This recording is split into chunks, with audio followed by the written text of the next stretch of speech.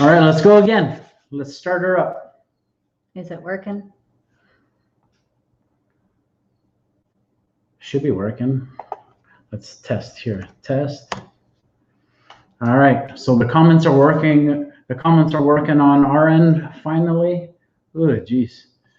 I'll drop in the, what is it? All right, we're back. All right, thanks guys for popping back. I'm gonna drop this link back in. Copy. That's so crazy. Put the paste. There we go. Okay, new link. New link should be in there. So does Matt have to go back in and boost it? Everybody has to go back in. They got to grab the new link, and I'm just gonna. Did the link go through? Thanks, so we're back again for hit the thumbs up. Oh. I don't know. Mine's not. I don't know why that didn't go through. Yeah, some people are back in. No, I know that, but the link stream, I see it. It's dropping here, but you see, but it's not showing in the chat for whatever reason. They can't grab it yet. It's delayed. Yeah.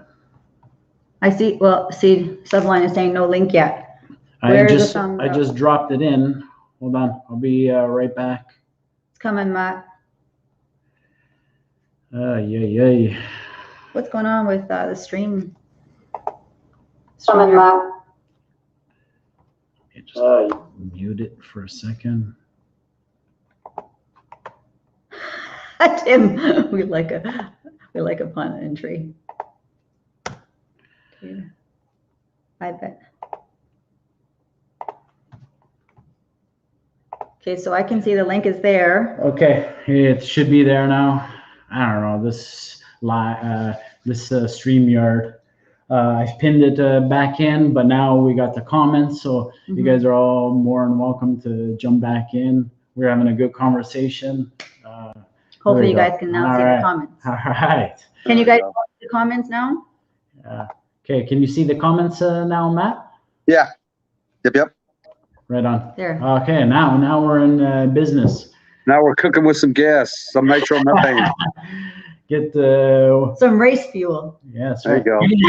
You're gonna need some. You're gonna need some C16 in there, man, or E85. Are you gonna just run straight gas or? It's 93 octane. I bought a little bit of Royal Purple octane booster that I might throw in there, but that's about it. It's a 93 tune that I have in the car, so basically that's all I can run is pretty much 93. Gotcha. Who else? I don't know if Boosted's back in. Yeah, I'm sure Boosted will join if he can. If he can't, no problem. I know he starts his own stream, I believe, in like 10 minutes. I think. Oh, does he? Yeah, because him and Car Mob switched. He used to be Mondays and Car Mobs was Thursdays, but then they switched last week. He can jump back in for 10 minutes and then bugger off. He might, yeah. He probably will. Is he in the comments? No, I haven't seen him yet. No. And unfortunately, we lost a lot of chat, so I knew that was a risk of restarting it. But what are you gonna do, man? That was a pain in the butt. I don't know why. So yeah. 93 went ridiculous on the upcharge. Locally, 93 went ridiculous on the upcharge. Yeah. Yeah, 93 here is $4 a gallon. $4 a gallon. We are $1. I just filled in. We're $1.40 a liter, so that would be we would be well over $4 there, because a gallon's 3.78 liters, so we would be like 4. He does math in his head. 4 something. 450. So. How many liters per gallon? 3.78. So almost 4. And how much is it a liter there? There's a boosted coming back in. How many liters per gallon? Uh-oh. We got an echo. 58. Correct. Hang on. Give me a second. So almost 4. All right. Thanks, man. Darren's at $1.58. Yeah, Darren just said $1.58 a liter for us for 93. I was saying 91. I put in 91 here. Wow. It was $1.40, but our 93 is $1.58. $1.58 a liter. How much is 93 octane down by you, Boosted? Dude, what 93 is about $3. Oh, sweet. It's $3.15. Nice. That's a lot cheaper than mine. Even at Shell? Yeah, it's the South, man. Yeah. 94. Yeah, Chicago taxes the crap out of everything. 89 GT, we're about 285. Dave said the Canadian government, they all need a kick in the head. Yeah, for real, man. Dave, where are you, man? Don't hide. Don't hide on us. Get in here. Get your bald head in here. Right? We need to see it. We need to see it.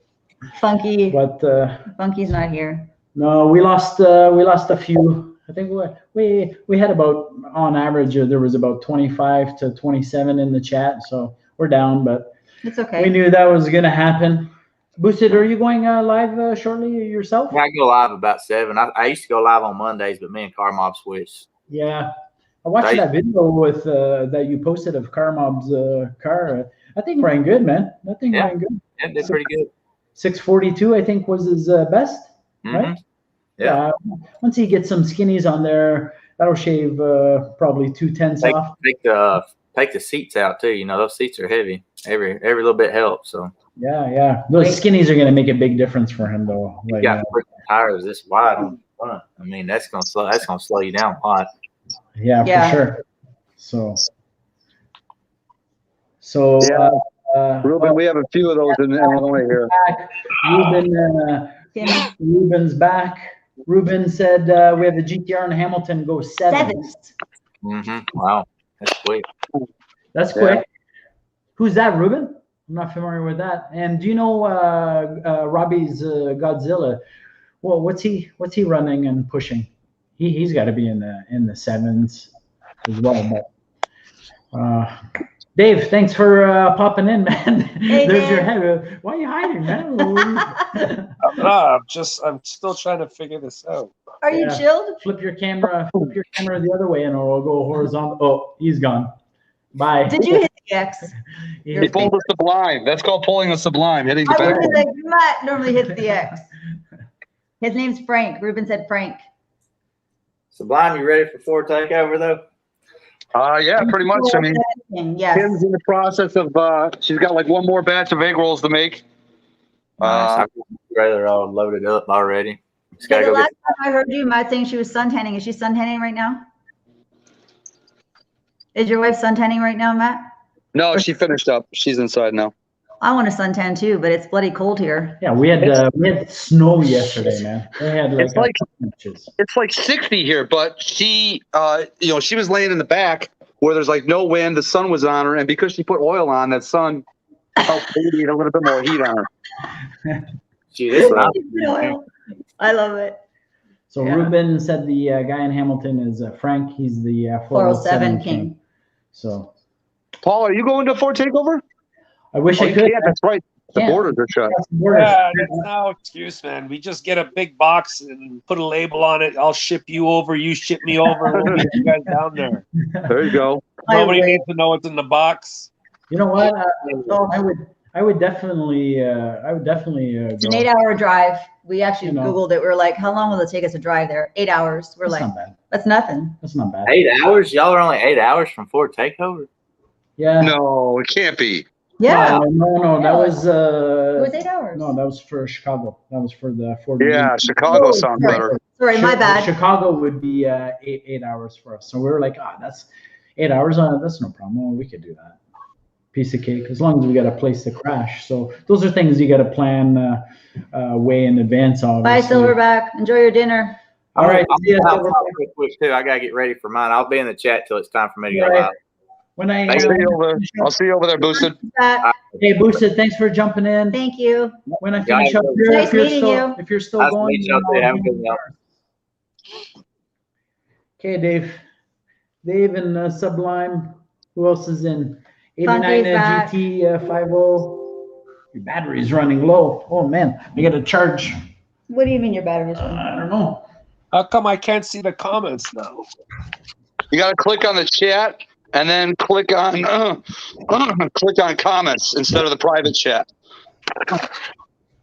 And then you can go X back to get back to the screen to see the screen. So the plates came in, Paul. It did? Oh, there we Oh, go. nice. Sublime. I like it. I like that. I haven't put them on yet, but yeah.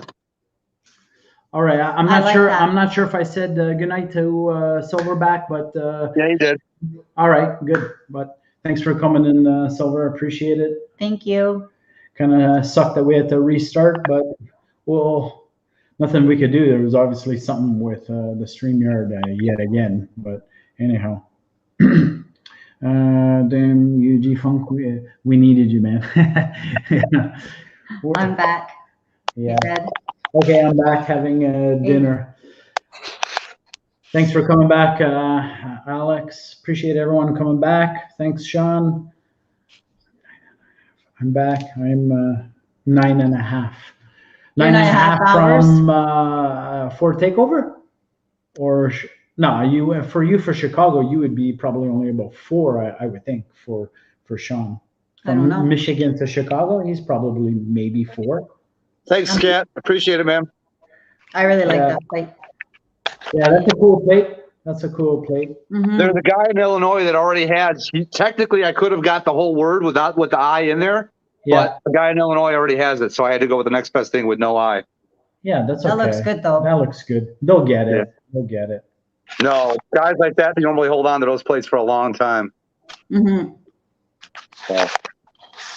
What's Dave? Are you lying in bed, Dave? Yeah, man, I'm not too good today. I'm just chilling. I don't know. It's like allergies or I got a cold. I don't know. Well, allergy season for sure. Yeah. Season, right? So Tim said you don't want to come here, man. and 89 GT is saying he's 10 hours from Texas. Yeah, I don't know how long it would be from us, but Funky's saying he's up in the Grand Rapids. He would be 2.5 from Chicago. Well, that's so close. Yeah, 2.5. That's an easy. Drive. That's really close. But seems like finally the comments are actually Mhm. actually working for a change. Dave, Tim said he hope you get better, man. So He even put his name on the thing. Dave's in bed. Yeah, you guys didn't see that? Ooh. Oh, and he just kicked himself out again. Oh, Too funny. yeah. Oh, man. His Yeah. fingers.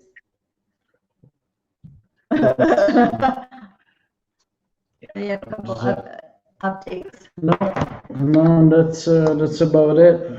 That's about it. I got to get out of here in a few minutes. I got to go pick up some food. And No problem. You gotta have dinner. yeah, I haven't had dinner yet. All right. What time is it there? 7. 7. My dinners are average late. I usually average late dinners. Gotcha. Yeah, we're 8 o'clock now here, so we're only an hour difference. Yeah. It's not that. Dave, are you hitting the X again like crazy or what? Yeah.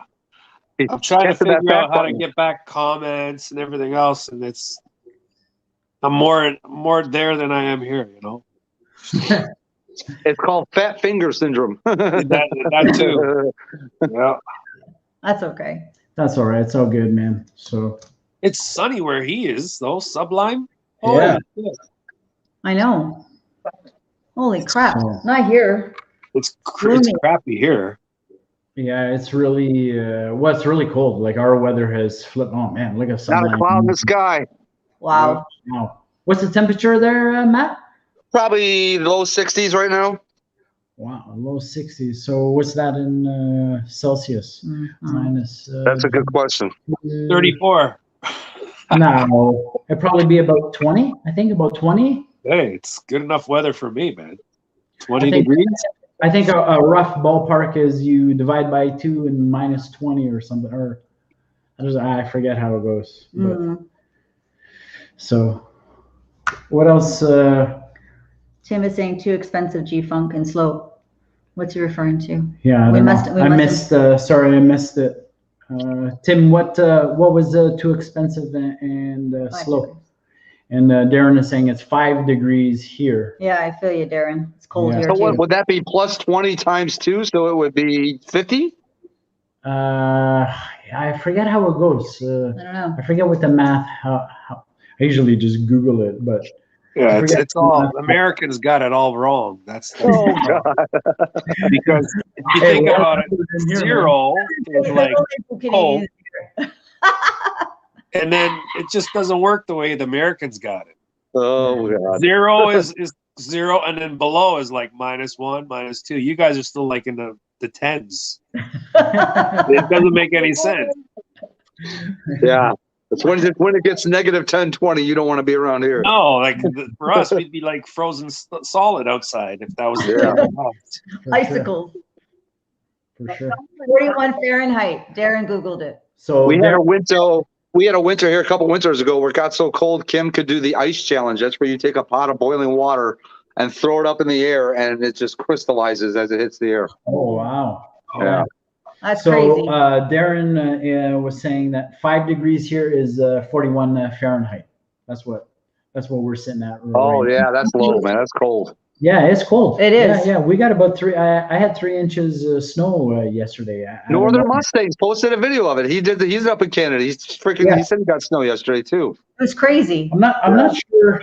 I'm not sure where he's from, Northern Mustang. I know he's in Canada or Ontario, I believe, but I'm not sure. Yeah, I exactly think he's where. like just north of Michigan. I want to say, but could be wrong on that.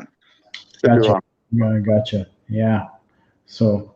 And then Darren is saying, yeah, 5 degrees Celsius. Yeah, he put the formula up, but that's too complicated. There was an easier way of doing it. I forget how I used to do it, but I don't know. Yes, it does equal gross. Yeah, it equals gross for sure. So Before COVID hit, Paul and I were going to go to Florida to look at a property, see if we bought a house down there so we can move and stay there 6 Retire. months. And then COVID hit and we're like, damn it.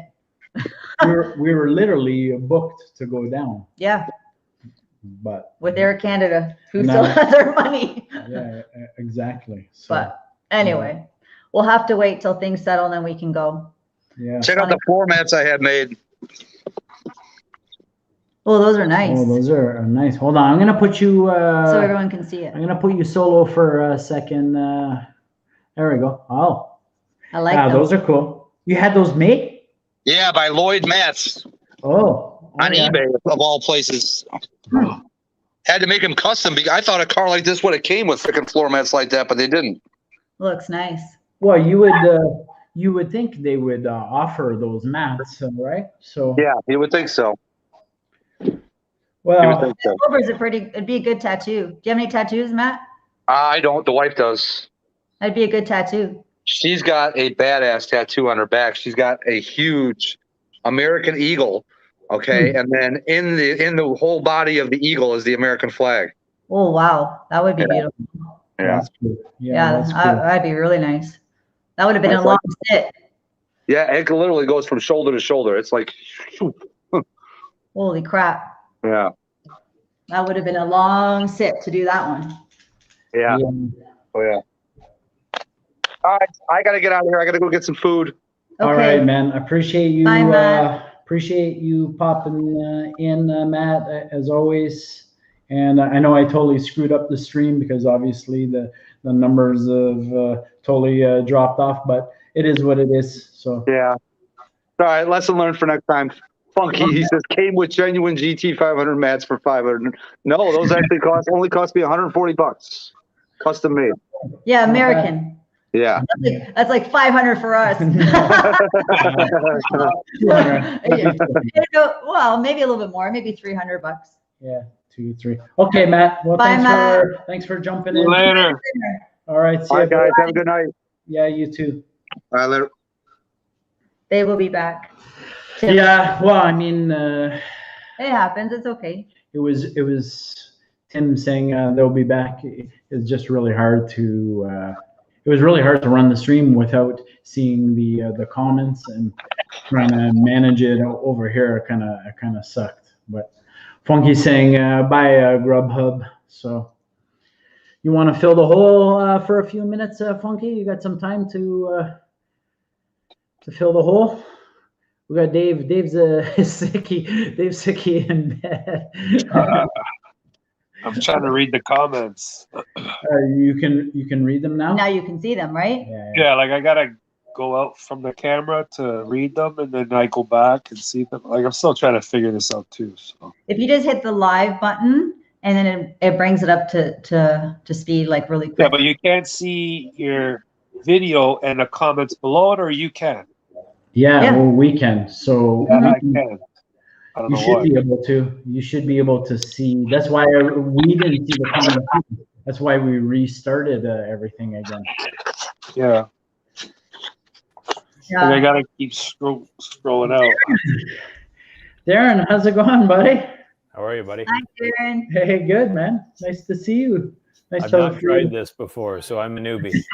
That's all right, That's man. okay. Well, you can see, I'm fairly new to it too, still, to be honest. I think it's only our 5th or 6th stream in a row. Or yours, not me. Yeah, I'm trying to keep it consistent on every Thursday just to give, everyone some consistency and at least know what time. But man, last week was a shit show with the power. This week, the StreamYard app wasn't or program wasn't working properly. So That's all right. It's your first It time keeps it in? real. It keeps it real. That's there's no rehearsal to this. This is what real Absolutely. life is. It's kind of authentic and it's kind of nice, to be honest. I Yeah. agree. Yeah, I mean, we're just going with the flow, but I really like your cars, man. I think you got the best of both worlds there. You got some beautiful, beautiful cars, man. So You're What very. do you have there, Darren? What's that? Sorry. What do you have? I have kind of 92 LX coupe, a 2000 GT, 87 Buick Grand National, and a Oh, nice. 1989 Pontiac Trans Am GTA. Whoa. he's got a nice collection. That That's Grand National. well, I still like the grannies. They're too, man. beautiful. They're beautiful cars. Do you drive it? I do. Do It's one of those. It was a bucket list car. I chased one of those for years. It was one of those cars where I had given myself a goal. I said, when I got my master's degree done, I could go out and look for a Grand National. Congratulations. And we found, to be honest, I looked all over and ended up went and looked at mint cars, and they were just brutal. And I ended up getting that one from a gentleman out of Ottawa, and it was beautiful. And what was cool about it is he built it for go, and then we just did the show. So it dynos mid-6s at the tire, but the nice thing is it looks bone stock until you pop the hood. Yeah. Yeah, they're fun. Yeah, you got a really nice. They're setup beautiful. there, yeah, our neighbor had a beautiful one. I was kind of chasing him for a little bit. Yeah. And he left it sitting outside We were all like, winter. holy crap. Not this winter, the winter before. He Hey, left Funky. it sitting outside. Oh, Funky is here. And we were like, I could Hey, never Sean, thanks imagine. for popping in, Sean. Brandon, thanks for popping in. We had an earlier stream going. Hey, Funky. What's up? How you doing? Got wrecked up. So 2 weeks in a row we've been shot in the foot. But That's okay. I want to get back to that Grand National talk for a second, Darren. So the neighbor, a few houses down, not this winter, but the previous winter, he left it sitting on the driveway. Couldn't and believe I was it. like, what a shame. You know what I mean? Didn't cover it, nothing. He just let the snow pile There'd it. be no way I would let that car outside. And we get a lot of wind drift here being in the country, and the car was just covered, and it looked good. Yeah. So I kind of poked at him about, hey, you interested in selling that? And he said that he was gonna fix it up and paint it and this and that. So I haven't seen him since, but Yeah, we haven't. I thought maybe like someone who leaves a car like that on the driveway, maybe they're not interested in it anymore. So I kind of bumped into him and I said, kind of offered, you want to sell that? And he didn't want to budge on it, but. Well, Yeah, I they're don't. kind of like the foxbody market. They just seem to be doing this. Yeah. Oh, for sure. Yeah. It's funny. I watched your video on you trying to pursue your old red coupe, And I mean, Yeah. that's just a testament of what the market's doing right now for foxes, right? Absolutely. Well, we were close, actually. We were super close on making a deal. We were about, by the time we haggled not haggled, but we negotiated For a while. I would say a solid hour. Like he's a good friend of mine. I sold him the car, so I know what I sold him the car for. I know what he's put into it. So, I wasn't trying to jack him up or anything. So I made him a fair offer, and we were close, and we were only off by $1,000. Wow. And in hindsight, he said the following day, he says to me, "Well, if you would have offered me $500 more, split it, I would have given you the car." And I'm like, "Now you tell me. Why didn't you tell me that at the time?" It's funny people say that about foxes, that how the prices are going up now, and they are. Yeah. But when I was looking for one back in the early 2000s, I mean, I had to look in Trader magazines, because the internet wasn't really a thing. Yeah. With buying cars and stuff. But when I was looking through that, I would watch all these cars in there, and then the next season, I would see the prices going up on them. Uh-huh. And I started seeing that trend back then, and that's why I picked up mine when I did. Yeah. Actually around the corner from where I lived, and that's the one that I'm working on now. But yeah, I've seen them going up for 15, 16 years, but recently they're just going through the roof. So I would say in the last from 2018. Yeah. Oh, yeah. They just skyrocketed. Yeah, exactly. They skyrocketed. I would say from 2018. No, we've had our share, yeah. and every time we had one, I'm like, don't sell it, just keep it. Yeah. And I'm like, let's just buy some property and build some storage and just keep them, because they're gonna be worth something. He's like, no, man, you can get these for $5,000. I'm like, yeah. You get shit boxes now for no. $5,000. Yeah. I wish I had listened to you. Yeah. It's like Google Media's video where he said people are getting all upset about it. It's like, I keep telling people, either jump on the train or get ran over by it. Stop complaining. Well, you know what? I really liked Ken's. It was a great video. Ken's video there, where he was basically saying, "You guys got to stop squawking about the prices," and it's ridiculous. Like someone posts a car and they go in there and say, "Oh, you're asking way too much." Well, if you don't like the price, just move on. Yeah. Move on. That's right. Yeah, I don't need to hear your comments, your opinions. It's yours. But so it's like mine. The only thing hurting mine is it's got a C4 in it. That I got for sale, but one of these days somebody will want it. So any nibbles or bites? Somebody asked me today, and they said, "Hey, can we call you?" I said, "Well, I'm at work right now." I said, "But hey, I just did a video on it. Here, watch this. Tells you everything you need to know about the car." So he's like, "All right." He was asking for his father-in-law. He says, "I'll send it on his way." But yeah, if that had a T5 and it'd be gone by now. But that's what's hurting me, is it's got a C4 and everything's new on it, and it's like, I can't just give it away. So no, it's not worth it. Yeah. I'm just gonna. Darren, you can see the comments, right, Darren? No, I was gonna ask. Do you have to have an account and log in to see the comments? No. Are you in? Obviously, you're in the StreamYard app as well. Yeah. So in the top right corner, you'll see the little comments. Do you see that? There they are. Yep, I see it now. Okay, there you go. Now you start seeing the comments. So you click that. That's what I was struggling with earlier. We clicked it and it said that this was on private, or I don't know what happened, but Matt there in Funky's voice. So I'm just gonna catch up on a couple of comments. Brandon said the coupes are skyrocketing 100%. They are.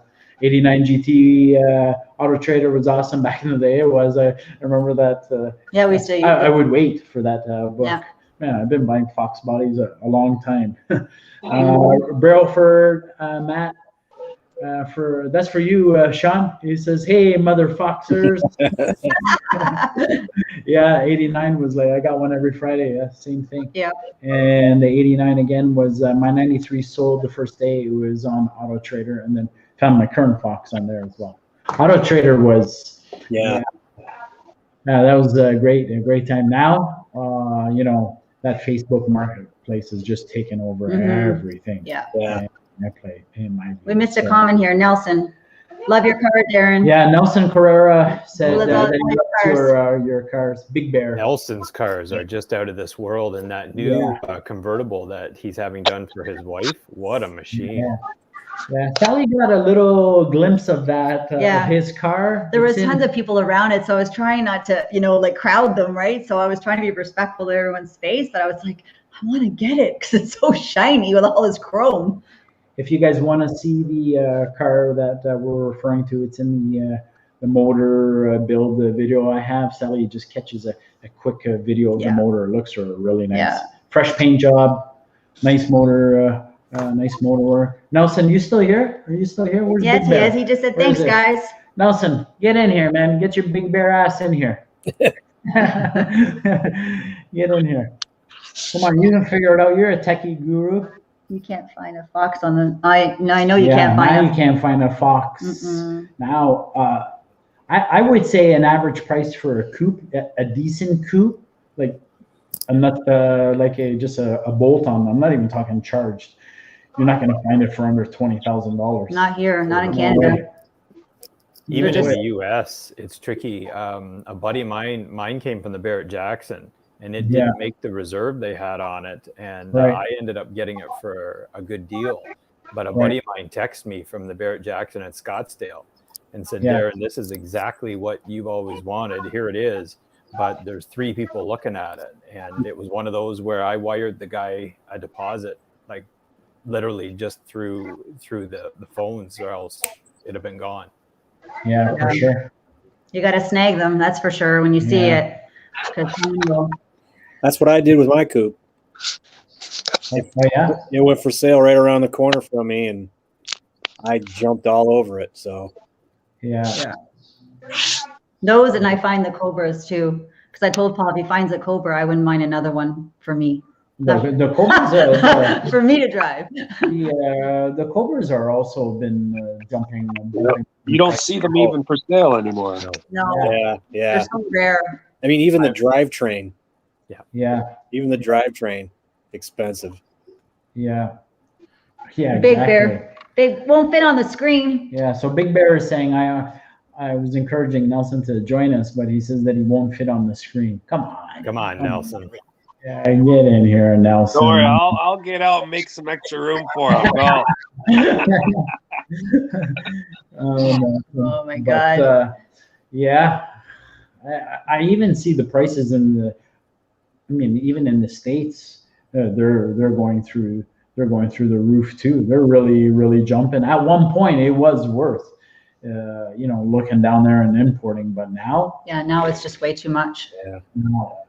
Unless when the borders open, you drive there. It's not And that then it's not you that drive easy. it back. It's not that easy. No. We got to find Dave one. Yeah. Oh, I should have kept the one I had. Yeah. Yeah. You've had some nice cars, man. Mhm. You're a Cobra. I should have bought your Cobra. Hmm. That was a really nice Cobra.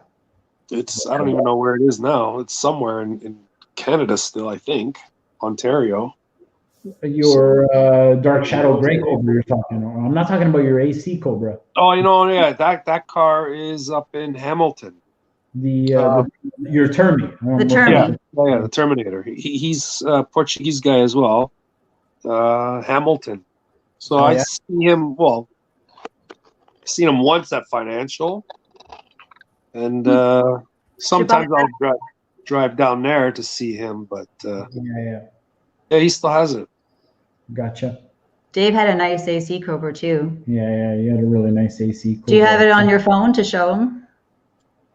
I do, but I don't know how to put it on the phone. He's on the phone. He's streaming from Oh, the phone. damn. How is he? Don't you On have my phone. So Duh. on some magic tricks down here, man. I don't even know how to car. check the comments and stuff back and forth. How to never mind putting up a picture. That was such a beautiful car. Yeah. Yeah, it's long gone too.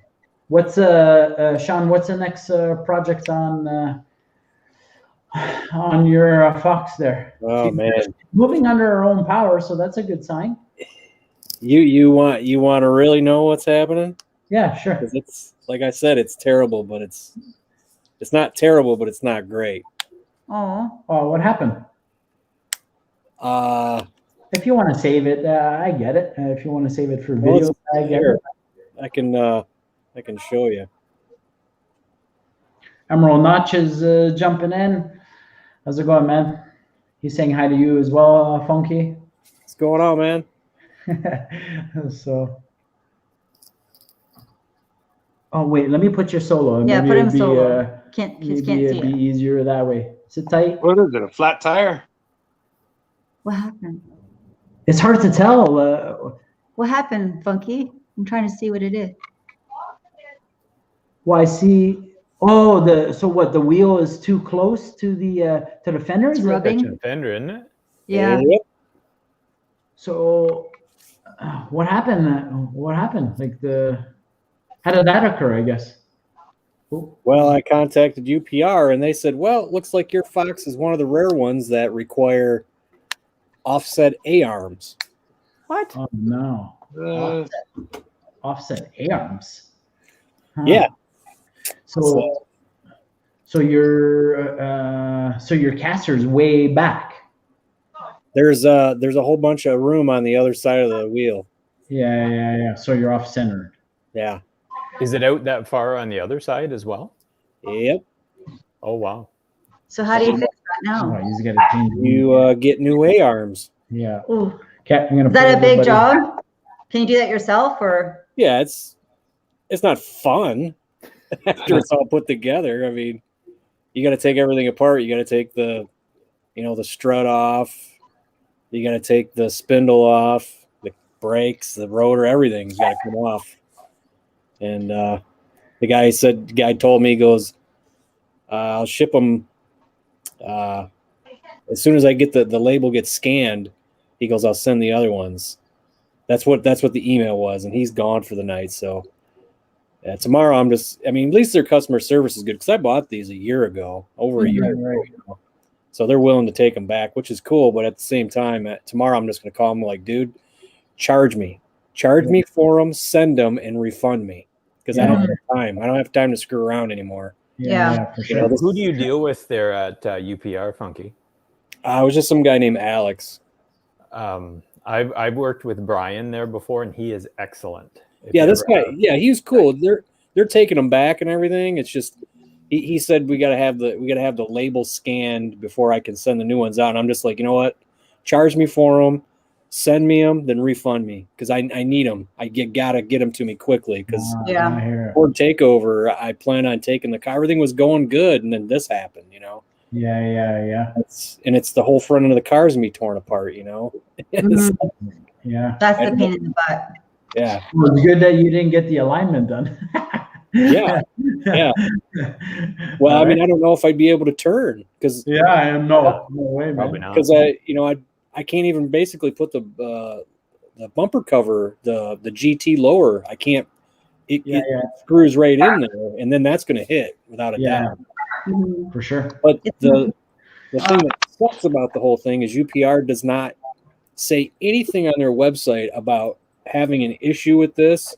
Right. And I don't see an offset A-arm for sale on their website to even for it to even be a question in my mind when I ordered it. You know, it's like I read everything to make sure I ordered the right thing, and nothing about that happening. Of course, he said it's rare, and they don't know why some Foxes are like that. So, fortunately, I got the one that. The crazy thing is, after I seen this Monday, I saw a guy on Foxbody Mafia on Facebook have the same problem, and I'm like, wow. So. Oh, shit. It just makes the car worth more money if you ever sell it, man. It's Yeah. a rare car. It's more the pressure because you want to have the car ready, right? Because you want to go to the event. Yeah, everything, like I said, everything was going good. I didn't know if it was going to make it, and then everything's going great. I'm like, yeah, and then I'm like, oh crap, what's going on here now? Yeah. So It's a pain in the butt. But I always tell Paul when he gets a little worked up about when something happens. I'm like, it's part of the fun of having a car to work on. That's why you have it, right? It's not coming right from a brand new, like off the line, like it's not a brand new car. It's the beauty of being able to work on it and wrench it and things like that, right? So just enjoy it. But when you have a time frame, Yeah. that's the pressure. Well, not only that, but when you start running into it, sometimes it doesn't become fun when it's issue after issue after issue. And that's the thing. I wasn't. Everything was going really good. Yeah. You know, and I was anticipating a lot of problems, but I said this is all bolt-on stuff, so it should be fairly easy, and it was. And I'm like, this is great. And then big swift kick in the nuts. So yeah, that's the tricky part. But I always say there's always a solution. You can always fix anything. It's just when you're on a time crunch, the pressure just gets to you, right? So yeah. Well, the thing that really sucks is he says that I'm going to send you the offset ones. Well, I haven't seen them. I don't see them on their website, and it's driving me crazy. You know, it's like there's a comment there for you, Sean, from NoFox. You said that you just popped in. G-Funk, do you need the +1 inch A-arms? Yeah, I don't know. Emerald Notch, he said, I'm good. Glad my car didn't make it to De Silva. Got the Rona. Sorry, I kind of didn't make it. What happened? Huh. What happened there? Darren, we lost Darren. That's okay. He'll come back. Darren hit the X? Maybe. Tim Webb said, sorry, man. Sorry, guys, I'm a little bit behind. And then Tim said, if you perform the parking lot alignment when waiting for the Little Caesars, you will be fine, man. Yeah, he keeps saying, I used to work for Little Caesars.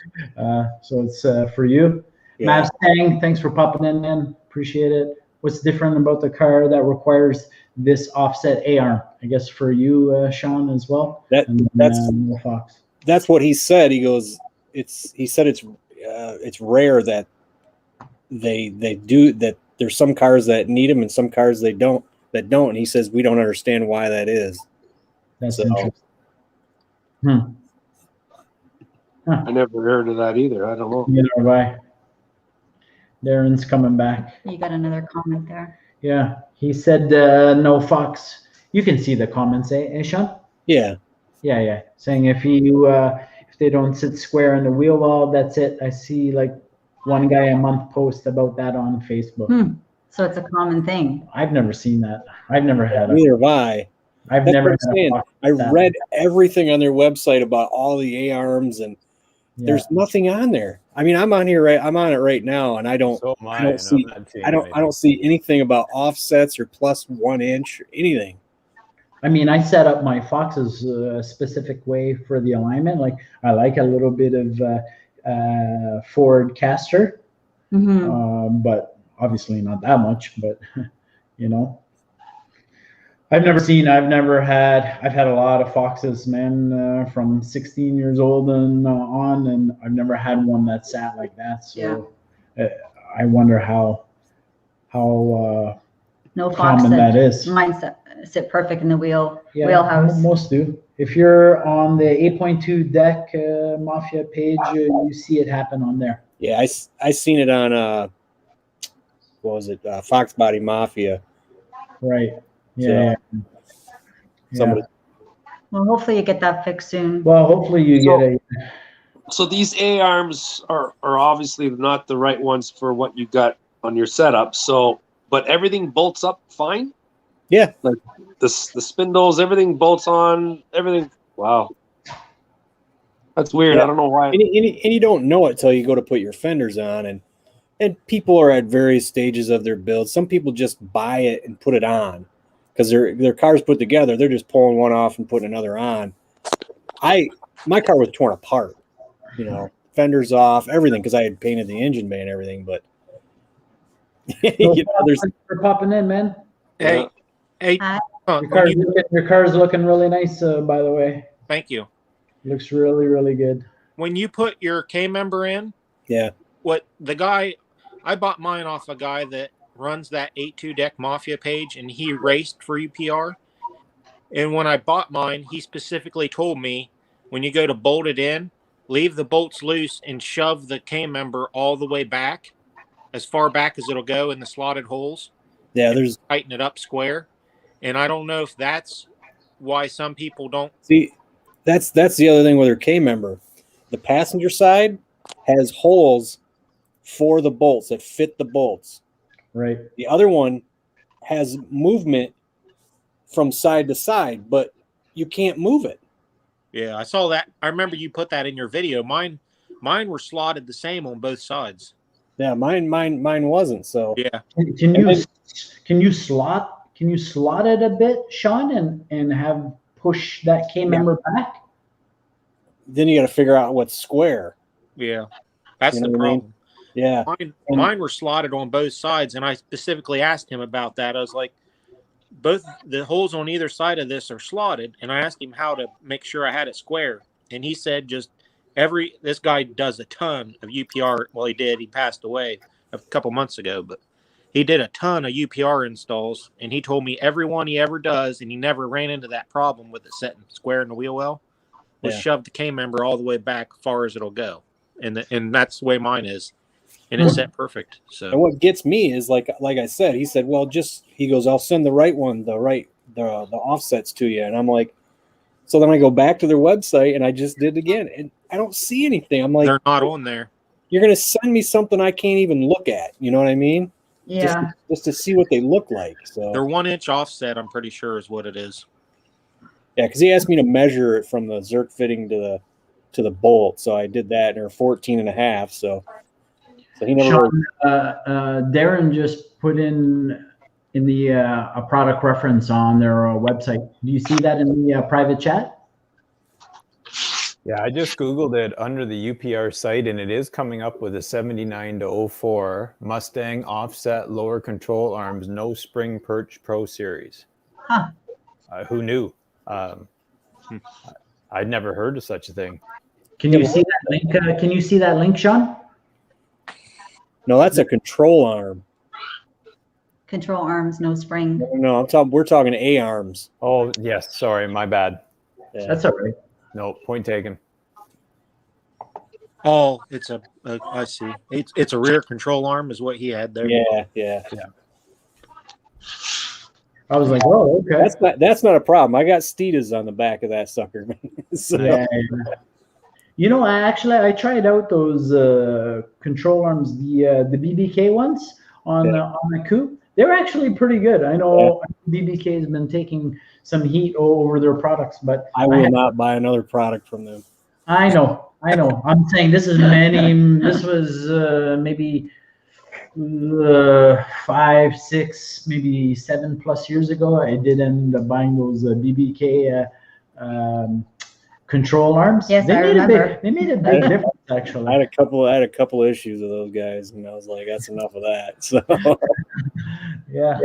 But I mean, the only thing that gets me is Steeda does not make a foxbody K member, foxbody A arms, and they're a suspension company basically. They started out doing that, so that just riffs me a little bit about that. It's like I have the same K member as you in my notch, and it's sitting good. It's sitting nice and even. Knock on wood. No, it's in. It's sitting on the hoist. It's good. So. Yeah, the only thing I had to do was take the locator tab off the one engine mount to get it to set down in. But other than that, I didn't have a problem. I shimmed my K member. I think it was an eighth of a shim on each side, just for some room for a manual rack, and the manual rack was very close to the oil pan. So just to give it a little space, there's a shim in there. Yeah, offset rack bushing. Yeah. That K member was just confusing as hell. It's like I said, the passenger side you can't move it, but the driver's side was slotted this way. You can't move it because this side is where it is, with the bolts. So it was like, why did you even put the slots in that side? So didn't make any sense. Did they say that's the way it was supposed to be? They must have changed something. Because I don't know. I've seen it in other other K members, and I'm like, I just didn't make any sense to me. But when we put it in, because the bolts that we used are big, because we went and got some good ones. We didn't get some chintzy ass crap. We put some nice solid bolts in there, and they fit in there tight. Not tight, but fit in there really nice and snug, and you couldn't move. The other side just went in where it went in. So Yeah. it's just confusing the way they had that slotted. It didn't make any sense. That's Yeah, it doesn't. It should have been slotted on both sides. Yeah, I should have. Because like I said, it was slotted to go this way. Yeah. On the one side, but not the other. You'd be the other way, front. And yeah. Well, yeah. You would think you would want it. You would think you'd want it forward and back. Yeah. Slot, right? Exactly. Well, if you watch Team Z has an install for theirs, and that's the whole point of it. You're supposed to use a plumb bob and check square front and back, and then slide that front and back to make sure it's square. But Eric, the car guy, I watched him do it. Yeah, there's several videos out. I watched all that before I did mine, and then I watched it all too. I watched Eric, the car guy, do that. And then my K member shows up, and I was like, "Oh, I'll ask the guy that does this. Like, this guy did these like all the time." And he's like, "Oh, I don't." He said, "I don't piss with any of that." He said, "Just put the bolts up in loose." He's like, "I shove it all the way back as far as it'll go. I tighten the bolts up, and that's it." And this guy ran Renegade class. Like, this dude was like a serious racer. He'd been doing it UPR stuff for years, and he's like, "I don't mess with any of that." He said it always lines up. Nice. All right. Interesting. So what's the turnaround time for you now, Sean? I don't know. Like I said, he went home. So because I emailed him late, and then I actually ran up to my brother's about 40 minutes north of here.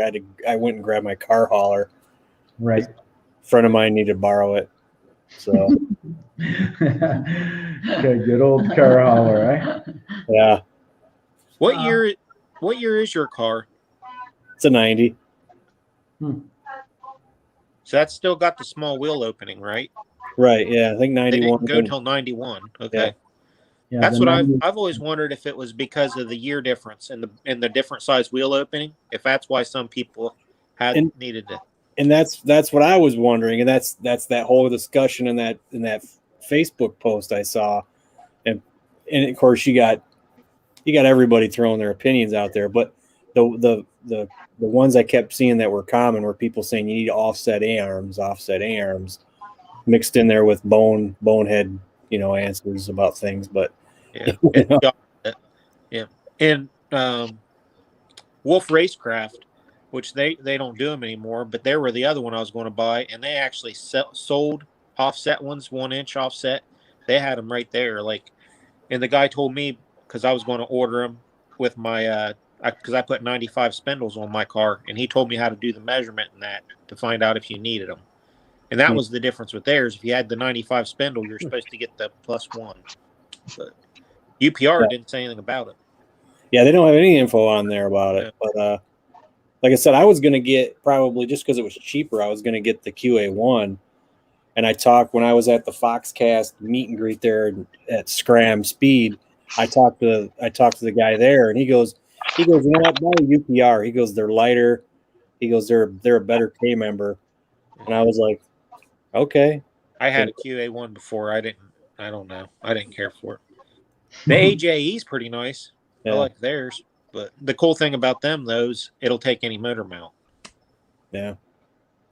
Mustang is busting your chops a little bit. Sean said the car must have been built on a Friday afternoon, and then said you have friends you didn't realize you had You have friends you didn't realize you had when you have a car trailer. Yeah. No, this is Mike. This is Mike. This is the guy who has the hack job that I have had on the channel. Yeah. He got an air compressor, but for his birthday or something. But it just don't have CFMs. It's got capacity. It just don't have the CFMs. And we got to take it over to another friend's house who's got a big compressor to use, so to paint. So yeah. Well, it's the same theory with a pickup truck, eh? You don't realize how many friends you have until you get a pickup truck and then Yeah, you need yeah. to borrow your truck. Oh, well, that's borrow your okay. truck. That's what friends are for. Same with a hoist, a cottage, and a pool. It's so true. It is true. Yeah. And you know what? I do some mechanical stuff on the hoist, but I mostly bought it for storage.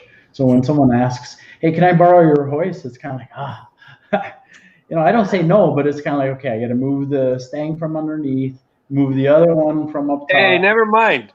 You think I can borrow that hoist for an oil change on my Yes, you can. Absolutely. And you do good things come back. Yeah. That's what I always say. Yeah, he said he think your car was built on a Friday afternoon. There's a few things on that car that are weird, like they tell you that the tack is a certain color. When mine's tan, it's supposed to be another color for a 90, but mine's tan, like an 89 is. And what was the other thing on there? It was God, I can't think. There's something else that was different. Yeah, I remember that. I can't remember what the other thing was, but yeah, it's some of the wires aren't the same as regular 9. Oh, that's it. It was the oil sending unit.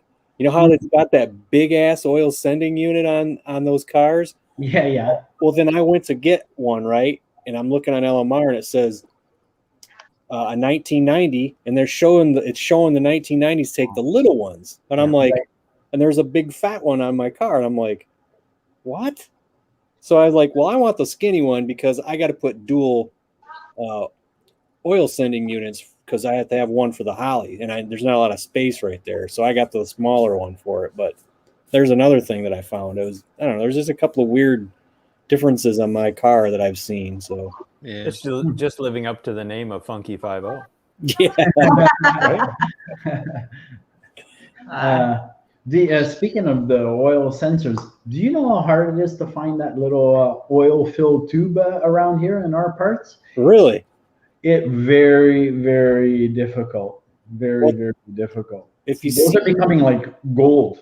If you've seen on my video how I had to do that Holly goes, we suggest that you get a dual oil tube, adapter. Right. I'm like, well, where do you find it? I couldn't find it anywhere. Right. And then finally I just go on eBay and they had one for a Coyote.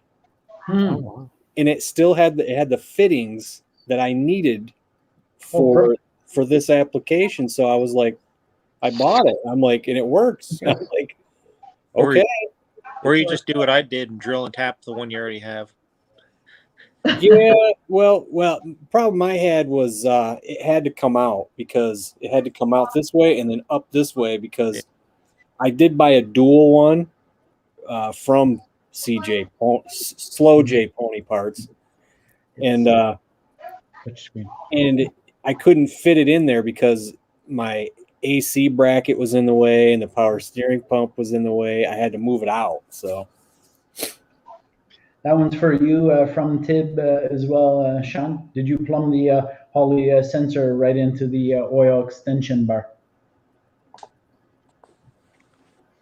Did I plumb? Yeah. Yeah. I just screwed it in there. Gee, Frank, did you plumb the Holly sensor right into the oil extension bar? Yeah. So he's saying yes.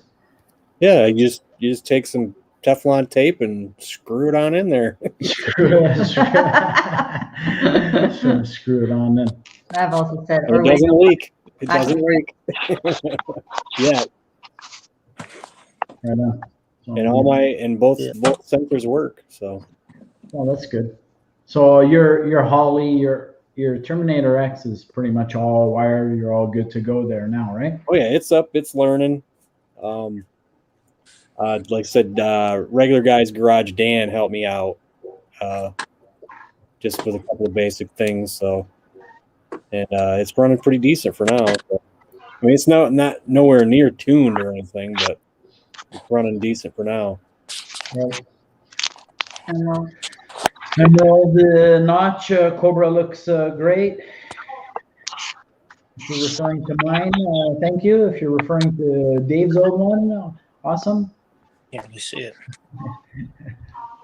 And what's What's he getting? What's the Fox get? What are you up to, No Fox? Oh, I was on a show, G-Funk. I was trying to get a good shot of the one I did because I've got my sensors threaded into that.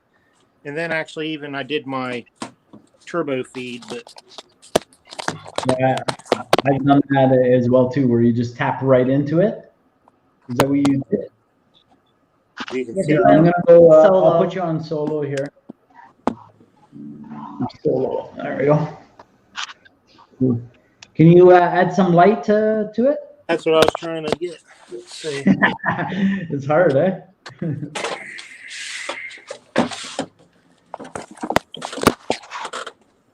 There we go. Yes. Yeah. Move the camera just to the left a bit.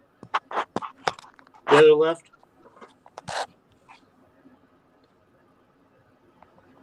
I see what you did. I know what you did exactly, but it's not in view. Oh, yeah. You see how he just like self-tapped right into it? Mm-hmm. Yeah. Yeah, we can see it. Turbo. It's like an eighth inch or quarter-inch pipe tap. Yeah, it's an 1/8 inch. For the Holly sensor, is it? Yeah, it's the same. They're all universal size. Like the one sensor I have in there is just like the Holly sensor, but I only gave like $30 for it instead of. I think they want like $60 for the Holly one. Mm-hmm. No, they want 140. Yeah, that was ridiculous. So I was a sucker for that. Tim was saying I have a turbo feed line with the sensor too. Fortec has popped in. He said, "What's up, everyone?" So thanks for popping in. We had an earlier stream going, but we had to restart it, so kind of messed everything up. But that's okay. Is it up to date? Yeah. Are you Yeah, up to date? good. Yeah, we're up to date. So.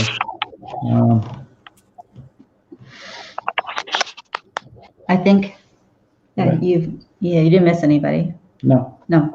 I think I touched everybody. Fortec with the big thumbs up. So. All right, guys, I'm gonna have to take off. I gotta go to bed. Are you getting up for 4:30 or 3:30? You getting up early? 3:30, yeah. Oh, wow. Yeah. Okay, Sean. Thanks for Night, popping Sean. in. Yep. See you guys. Take care, Sean. Everybody. Hope you get it worked out. Have a great night. Yeah, I'll be calling them in the morning. Yeah, give him a buzz. Give him a buzz tomorrow morning for sure. All right, later, guys. Night. See ya. See ya, buddy. So Fortec saying he's home early West Coast time. I'm home early West Coast time. So what time would that be? West Coast time. They're 3 hours behind. 3 hours. 3 Different. wouldn't it be? Yep. Yeah. The West Coast is 3 hours. So yeah. Yep. So I guess he would be what 5:50? I guess Roughly. Yeah. 5:50. Because it's 8:50 now. So, I think. Darren, are you when this COVID stuff ever lifts? Have you ever gone over to the Financial Drive meets there? Where's that? Sorry. Those Financial Drive meets in Mississauga? No. No, you've never been. Yeah, I've never seen you there. So. Are they good? Oh yeah. The Fridays and Saturday nights. Mm-hmm. Friday night is more of a Mustang crowd. Pretty much all foxbody, Mustang guys more or less. Saturday is more of a mixed crowd. Yeah. So you get Mix of everything. everything. So I enjoy both nights because I appreciate all muscle cars. You know, I like looking around, like, you know what I mean. So Absolutely, same here. I've seen a ton of fox bodies, but I appreciate seeing the built whatever. Well, they have everything. They have everything. Mm-hmm. Yeah, So- that's awesome. See, Yeah, I'm quite east, okay, right? So I'm down Kingston area. Oh, you're out Ooh, in that's that. bad. Oh. Napanee to be precise, but yeah. So when I come into the city, usually I'm trying to get home before the bugs come out to get them home, so I can get the Saran wrap off the front of the car after the long haul home. Yeah, I don't blame you. Oh, we get it too. Even coming home. soon as we hit the country back roads coming home at We night, get a lot. my car is just covered in bugs. So I spray it down just to get it off right away before they start sticking, melting on. But Yeah. there's for you, No Fox, from Tim saying, No Fox, why are you going strange axles over Mosier, and why 35 spleen? 35 spleen is huge. I had 31s and I twisted them. And I've got like 2 or 3 friends of mine all run the 35 spline strange, and they go like they make a lot of power and have never twisted them, or I don't know. I prefer their design on C-clip eliminator. I like, because instead of taking a bolt through the back, they have a stud. Yeah, So the whole axle just slides up into the axle flange instead of having to fool around lining up a bolt to go in the C-clip eliminator on your axle. It's just a little bit nicer design, I think. 100%. 100%. I'm 35 on my. They're the same price on my notch build there. So, but they cost the same. So I figured, instead of chancing it again, I just go ahead and put the bigger stuff in. I kind of figured with what I want to do with that notch, no such thing as. I like to overbuild. I always like to overbuild stuff, right? So I kind of figure. I've learned over the years. Is that true, Dave? Yes. Yep. It's cheaper to do it. Do it right the first time. Do it once and do it right. A guy told me a long time ago, buy once, cry once. Yep. Yeah. That's my theory. If you're going to do it, you might as well do it right, or don't do it at all. True. Mike's Garage is in the house. Well, what's going on, Mike? Thanks for popping in. You got to jump in here one of these streams. We got to see your face. We see these voiceover videos, and like to have some FaceTime here. Tim said nice on the axle size, and then Fortec, No Fox. Do you still have to grind the axle housing ends or cut them off? My housing ends for the C-clip eliminator, you have to cut the housing end off where the bearing would set. Right. Okay. Yeah. You leave a small register, probably like that much, just to locate the gasket and stuff. But it's pretty easy. You just, I see a lot of guys use like a reciprocating saw or something. I just used a hacksaw, cut right through it. Pretty simple. I did that probably 5 or 6 years ago when I originally this is the 3rd set of axles in this car. So hopefully the last set. I guess your own thing of your whatever it was again. Buy once, cry once, or something. That was once, cry once. You had to do it 3 times. Oh, we got Richard. I hope I'm pronouncing this right. Richard, the Creator de Silva. Thanks for popping in. I saw you on our previous stream, so I appreciate you coming back. And he's asking, I guess, to us, our thoughts on the N41 camshaft or the B303. So for me, I'm going to tell you guys right off the hop, I'm a B303 guy all the way. So that's just my opinion. What are your thoughts? It depends on what you're doing with the car, to me. Yeah. Well, good point. I like the B303 regardless of what I mean, they're both to me, they're both old school stuff. And if you like that sound, like the B303 cam, then you can get the Anderson B31 cam. I mean, they're both to me, they're both old school stuff. And if you like that sound, like the B303 cam, then you can get the Anderson B31. Who's that chilling at home? Both old school stuff. Hey, it's Mike. And if you like that sound, Mike, are you? I think you're back feeding us. My bad. The YouTube on mute. Hey, it's Mike. Like the Twilight Zone. He's like, I'm out of here. I'm out of here. Adios. There is something about the B303, as you were saying. It sounds sexy. Like there is no doubt about it. The sound of it at idle is what it does it for me. Yeah. He's saying, fair enough. Have any of you driven an N41? I haven't had an N41. I've had a B303 in several combos, and yeah, it's not the biggest cam, but it sounds dirty and it worked well. I've had it on a boosted setup, a natural setup, a charged setup. So I've and you know what, the B303, you slip it in, you don't have to do anything. It goes right in. So the centrifugal supercharger, an old Powerdyne setup. Yes. And that car made 426 wheel with a B cam. Yeah. Oh yeah. Wow. Yeah. And it sounded. I think I've got an idle video on my channel, maybe, but it was through some Dynamax Ultra Flows. Yeah. With it was a BBK H pipe, BBK long tubes, and Dynamax Ultra Flows and a B cam, and it sounded really neat. Yeah. That would sound nice. I had Dave. Wait, hold on. Sorry, guys. 1 second here. Mike's back. Chilling. It's Mike chilling at home. Hey, Mike. All right. Can you guys hear me now? There you go. Good to go. There's the Awesome. Yeah, sorry about that. That's okay. all right. I mean, I've done it before. My first time when I joined a stream, I was back feeding them, and I did the same as you. I just went, I'm out of here. I'm gone. Let me switch rooms real quick. The lighting's bad. Yeah, no problem. But so for Richa, I don't know if that answers your question, but I don't know. Any of you guys had an N41, like driven with? I've seen the cam card on the N41, and it's a lot better than a B cam. Yeah, It's a lot. What? Sorry. It's a lot. The camshaft is bigger, so you're probably going to have to change springs with that cam. yeah. I know Cassius Rudder right now is building an animal for his Fox, and he's putting the N41 in it. I think I read on Facebook. So I've read good things about it. That's for sure.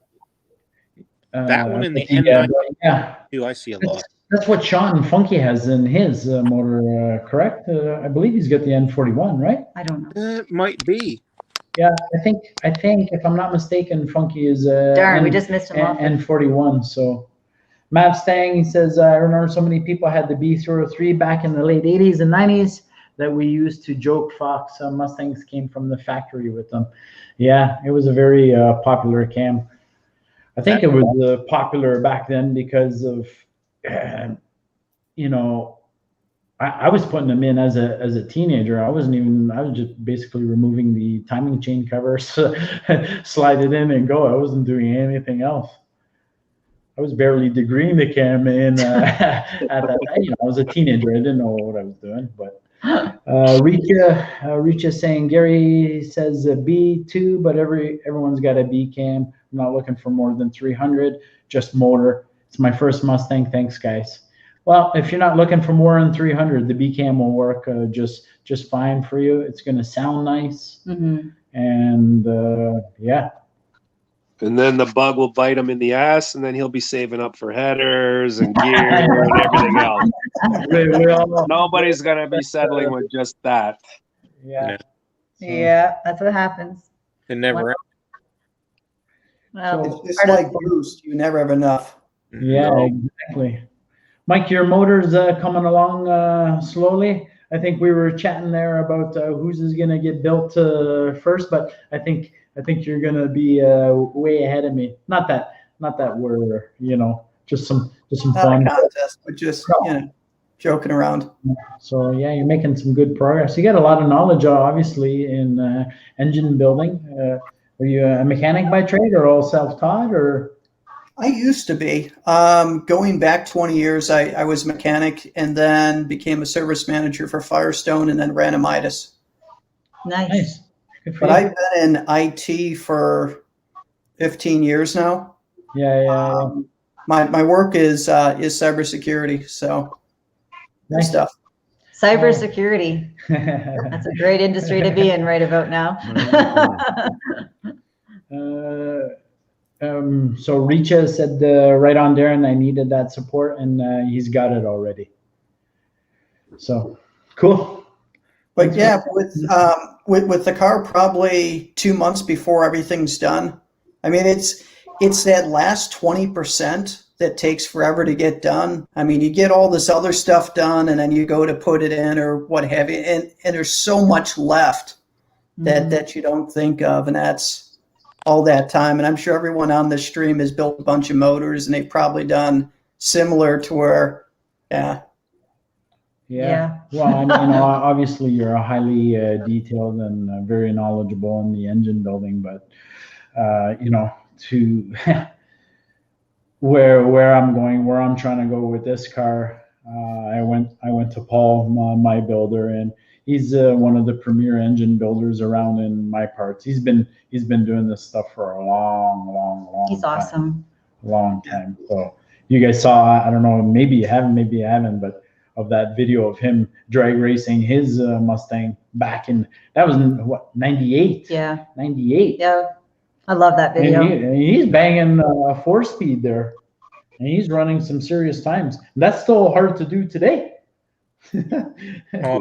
There's not many, there's not a lot. There are some, but man. I'm surprised the clutch held up. I know. That's a great video. Darren, I saw your comment that Cassius is actually using the N91 in his Monster. My mistake? That's all right. It's all good. Is there a huge difference? I'm not on the Anderson cams. A big difference between the N and the other one? Bigger. It's a monster cam, yeah. It is, eh? Mm-hmm. So what kind of specs is it? That would make sense for a Cassius motor then. Yeah. They don't make public their cam specs. Like, you basically have to buy one of their cams to get the card. Right. So Oh, wow. whenever I see somebody post a pic of their cam card, I take a screenshot of it and I keep it in photos in my phone. Yeah.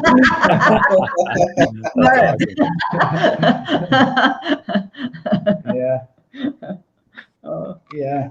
I don't know. What are your guys' thoughts about,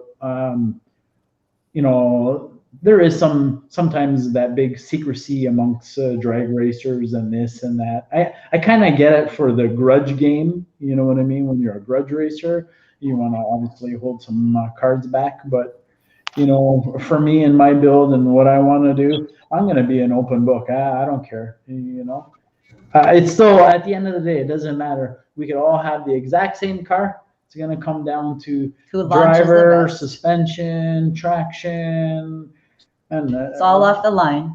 Those are the differences, right? So yeah. It doesn't matter it doesn't matter. Time and time again, you're going to know. You're going to realize it doesn't matter how much power you have. You can't stick it. It's not going anywhere. Mm-hmm. And my Cobra has eaten a lot of bigger cars because it sticks. My Cobra sticks good.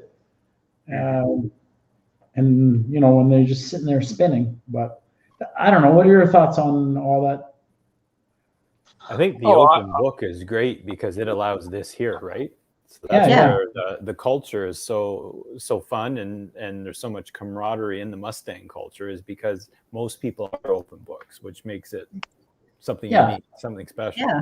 I mean, eventually when I get when I get the car to the dyno, I'm going to post the numbers. I don't care. It is what it is. I know, sometimes I kind of scratch my head. Okay, the person puts up the dyno numbers, they put up their dyno video, and then it's kind of like, nope, I'm gonna not tell you. I guess teach their own, whatever. If they don't want to share, I understand as a grudge racer, but. Yeah. I can see it if you're grudge racing, but somebody that's not grudge racing, I don't see it. I won't be grudge racing, so this is a hobby at this point. Am I going to do some racing? Probably down the road, but there's a long way to go before that. Forteco, where are you hiding? I see a nice car fender. Yeah, exactly. What's up? Can you guys hear me? Yep. Yeah, we can hear you. We just see a motor. You see a motor. I'm out here. I'm out in the country, so. Oh, now you're sounding like our R2D2 a little bit. Is that a Systemax? What's this? that video. Yeah, To go back that's to that the event. old school Yeah. System X. Yeah. Oh, yeah. Here, let me. I'm gonna put you up solo for a second. That's what I started out with was a System X, and now I got a sheet metal upper on a System X lower. There you go. Yeah, that's Yeah, like you the guys are. Celine intake. Yeah, it's similar to like that Celine intake, eh? Yes, Yeah. that's what I was Yeah. going to say. The Celine, and there's You another. guys were. Oh, sorry. You guys were talking. Oh, I lost it. You guys were talking cam. I'm not sure what cam is in this car. I have a build sheet on this engine, and I lost it somewhere. I put it up, so I just don't know where it is. So eventually I'm going to pull that out, and I'll be able to read off what actual cam is in this car. Yeah, it's. Hey, there's some cars. I've bought some coupes where I had no idea. You know, I would buy them, and the person didn't have an idea or what was in there. That's so okay. That's all right. You figure it out. Mustang says that video wanting to go back to that event this year, and I guess in regards to our chat about Paul. no reserving our, I guess whatever your numbers on the dyno. He's saying I'd be too embarrassed to share mine. No need to be embarrassed. System and then Tim, System Max is an amazing intake. Wish they made a 351 version. So do I. Yeah. Hey, Paul, Yeah, with your motor, what kind of numbers a you roller. get? I'm sorry. Sorry, Mike. Go again. I was just asking on your motor, what kind of numbers you're looking to get out of it? I'm hoping it's going to make the big 1K to the rear wheels. So. Oh wow. I'm hoping it's going to make 1,000. There's no reason it shouldn't make 1,000. So, I guess we'll see. I mean, What engine is that? Pardon me? What engine is it? It's a mod motor. It's a Cobra motor, basically. But is it stock stroke? It's not stock stroke, is it? No, it's stroked. Yeah, it's stroked out to 5.3. Oh, so stroked out to the 5.3. Heads are actually 5.4 heads, fully done to the 9. So. What kind of crankshafts in that? It's a Kellogg. It's a Kellogg crank. Mainly. Cali rods. Cali rods in there. Those should hold some good power. It's a Boss block. So it had an illuminator, but the illuminator block wasn't good. I knew I was going to take on a little bit of weight, but that's okay. I mean, a little bit of weight. Well, what are you going to do? Prevent it from wheeling. Yeah, but it should be all right. Custom diamond pistons in there. Cool. Nice. And yeah, complete mainly. The heads have been, man, the heads alone. I know Michael will get it. The heads alone cost a fortune to rebuild. Yeah. So, basically, they were all junk, and just the casting was good. So I want to use the castings because they were already Fox Lake stage 3 ported out and matched to the intake. So use those again, and then just did all the machining. I think the machining alone on the heads was about $1,500. Yep. I had a Fox Lake stage 2 high ports. I wish I would have kept. Yeah, they were nice. Yeah, Good work. They were pretty good. So they should breathe, flow pretty well in canal valves. Like I'm going all out on the heads, really. They were pretty. That ought to make 1,000 easy. What size? It's turbo, right? Yes. Yeah. What size turbo? 91 mil. Oh, yeah. Wow. You'll crush 1,000. Yeah. Hope so. Should. Yeah. That's why I'm saying it should make 1,000, and it shouldn't even flinch it, really. You know what I mean? So with the block, so you're stroking it. Are they clearancing the bottom of the bore because more of the skirt's going to come out the bottom? It's all been machined, board, clearanced, Mhm. everything to accept that the little bit bigger stroke. And Paul has obviously built a gazillion motors over his 30, 40-year Yeah. career, right? So he's very well versed. But yeah, I mean, he doesn't miss a beat, and he builds the motors himself. Nobody else. So Oh wow. Nice. Yeah. Which is really nice. so the guy, so the guy you guys see in that yellow Mustang drag racing, still does every single motors, and he's got a big race team. So when I join this team, I'll be one of the slower guys. I actually, well, when we did that video, I kind of panned over his wall, and you can actually see the race teams on there, which is pretty cool. Yeah. He's got some serious, race team dragger. So Very well respected at the track, that's for sure. So we'll see.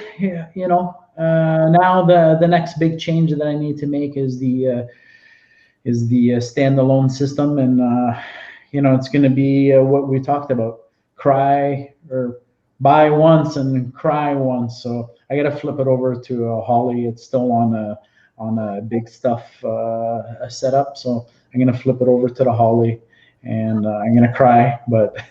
He's going to have an affair with a Holly. Yeah. Are you going to get Terminator? No. HP? No, Dominator. Dominator? Okay. Yeah.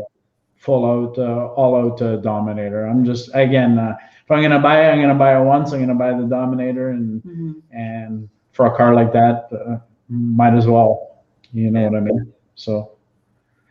Darren will have to come to the track when we go to the track. Yeah. Yeah, I would enjoy watching that. It's actually a lot of fun. Have you ever taken your granny, the Grand National, to the track? No, I haven't had it down. The previous owner did. It ran a high 10, so it works well for a street car. It's nothing like what you're describing. Yeah. But, no, I enjoy, as you said. I love De Silva does my work for me, Joe De Silva.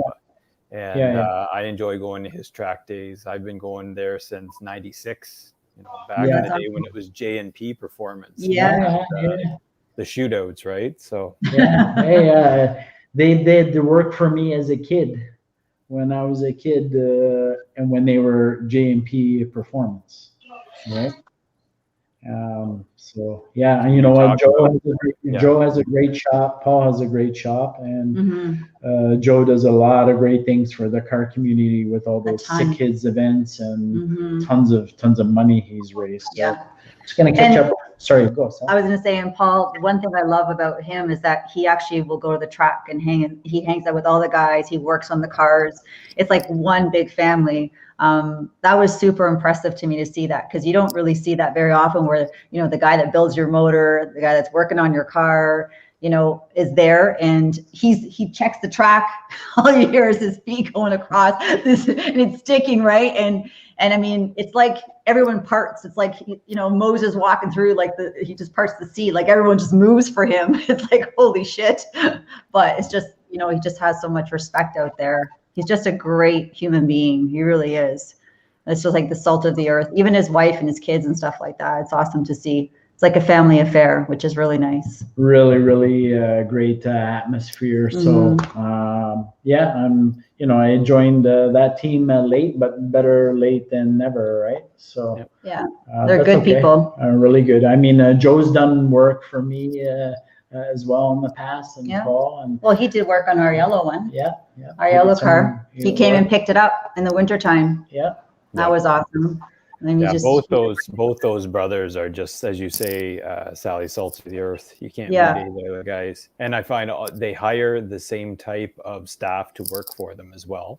Just quality guys, really love what they do. They're Mustang owners themselves. Well, Paul has both his sons working at the shop, right? So he's got Brandon taking care of all the books and parts and orders, and then Ryan is hands-on mechanical side by side with his dad, right? Yeah. So Just love seeing it's that. great to see. That's cool. Mav Stang said, look at that Holly machined a hole on the top of the upper manifold for a fogger nozzle. Tim Webb said Holly Dominator. Yeah, for sure, Tim, going Holly. Then Richa De Silva said, oh, so we got another De Silva in here. Must be maybe Portuguese, Richa, maybe? When the Viper first came out, it was advertised as the most street legal horsepower. When did that change? It's 1,000 horsepower, really? 1,000? I'm hoping it's going to make 1,000. Fingers crossed. I hope so. Tim Fortec, he's dropped off, but he said, Tim, that's the old school one. The Systemax he was referring to. And then, pardon me? They had two Systemaxes. There was a Systemax 1 and a Systemax 2. That looked like the Systemax 2 like I have. The ports. Yeah. And then Mav Stang said that they usually charge extra for that kind of service. So. Are you referring to when they go to the track? Yeah. Paul doesn't charge extra for that service. He's there. He's there. Right in the middle. Everybody cooks a big barbecue. Yeah, it's so much fun. Yeah. Sally rolled him a couple hot dogs. He liked your hot dogs. Remember? He kept coming back. So I did. But it was good. Now, will they do tuning on that car too with Holly? All that? Yes. Yeah. And that's one of the reasons. I mean, let's face it. The big stuff would work. It's wired in. It worked before. Yeah. But to be honest, not many shops around here tune big stuff anymore. Yeah. It's getting really, really hard to find. I think I know two places that may do it, but I wouldn't go to them. Yeah. So, Paul, PSP is only basically, he's a Holly dealer, so all his race team is on Holly dominant. They know those inside out. So you know what? I'm gonna cry. I'm gonna cry. Look at Dave. Dave laughing. You know much. It's just one time, man. You're gonna cry once. That's it. Everyone here knows how expensive this hobby is, especially when it comes to race parts. Especially when you're wanting to build some big power, it gets expensive. The worst thing to do is track it. I told him to stop tracking it. Yeah. Because he used to track it all, and I'm like, stop tracking it. Once it's done, it's done. Then that's it. Don't even look at it, because then it's just you have the fun with it. Every time you look at those numbers, you'd be like, oh my God. Yeah. I'm like, it's part of the hobby, right? I keep a list of all my mods, but I don't keep a list of all the prices. Yeah. So that's what I started. I was tracking everything, and I was trying to go, holy shit, I could be driving a really nice car for all this. And then I realized, you know what? It's not healthy to do that. Detrimental to the blood pressure. Yeah. You know what? Like Dave and I have been friends a long time. He told me the same things. Just stop tracking. Don't worry about it. It's a project. Sally was same thing. Don't track it. Let it go. And ever since I stopped tracking, letting it go, you kind of buy it. It hurts, and then you kind of forget about it. You know what I mean? When you look back, and if you keep looking at the numbers, it just keeps reminding you of how much you spent. So I don't want to know. And ever since I stopped doing that, I feel much better. I feel much better about the build. You won't be thinking about that when you hit the track, and then you launch it. That's the thing. You're like, whatever. I'm gonna do that again. I am itching to, it's been a long road. I guess for August, it'll be 2 years building that car. So it's been a long road for me, especially. Well, I used to kind of compare it to, we used to watch like Street Outlaws and all those things. And I'm like, they didn't build those cars overnight. It's a never ending project. They're constantly upgrading it, fixing it, wrenching it, doing something different to make it better. So you just have to accept that and move on. Because if you think it's going to be done and that's it. Yeah. Well, I mean, the speed of what's being done has slowed down because of all these part delays, but I get what you're saying overall. You got to have a hobby and an interest. This is a long-term game, so you know what I mean? Put money in. Pardon me? There's worse things you could put money in. Oh, Absolutely. 100%, You still have equity in the car, and that's yeah. You're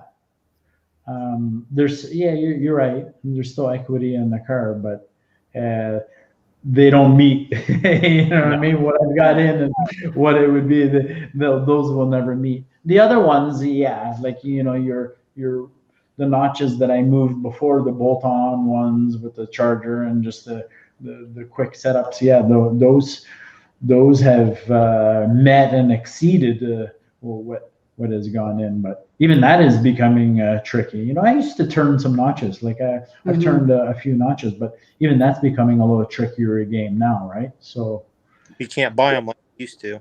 No, and this is the conversation we were having earlier. Like they're getting very, very pricey, and here I'm seeing not stock, but like bolt-on high mileage coupes going for upwards of 25.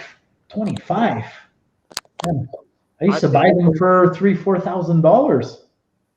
I paid. They're done. I get that. 10 years ago. Pardon me? I paid $5,500 for my car 10 years ago. Yeah, wow, 100%. It's an original 5-liter 5-speed notch, and it had a power dyne. The car wasn't, it made 426 to the tire. Yeah, for $5,500, exactly. Which was, try to find something like that for $5,500 now. Not happening. You would be hard pressed to even find a roller for that much. For that much money, He's got a couple of people asking him to sell his Cobra. I'm like, not a hope in hell. Yeah. I'd kill him. I'm like, it's not for sale. My very first Mustang I ever bought, 86 Mustang GT fuel injection, obviously 4i, $1,800, all original. Can you imagine? The thing was in mint condition, $1,800. But at the time, this is gonna not sound crazy. At the time, it wasn't cool to have a 4i because when the Aero came out, everybody wanted the Aero nose. Yeah, I want the Aero. So, being a teenager, I'm like, I don't want this 4i. Get rid of this thing. I want the Aero. I know. So I got rid of it. But that car, it was just tucked away in a garage. Very low mileage, like 12,000 kilometers on it. Oh. So, yeah. Imagine if he had $1,800. That was my first Mustang purchase. 16 years old. Yeah. So. 9 pace car, and I gave $500 for it, and it did spot of rust. Had the Recaros and everything in it. Wow. And I won't even tell you what I did with that car.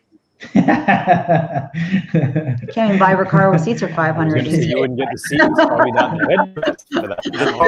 The car, the seats, and everything in place, and nobody drove it again. So that gives you an idea.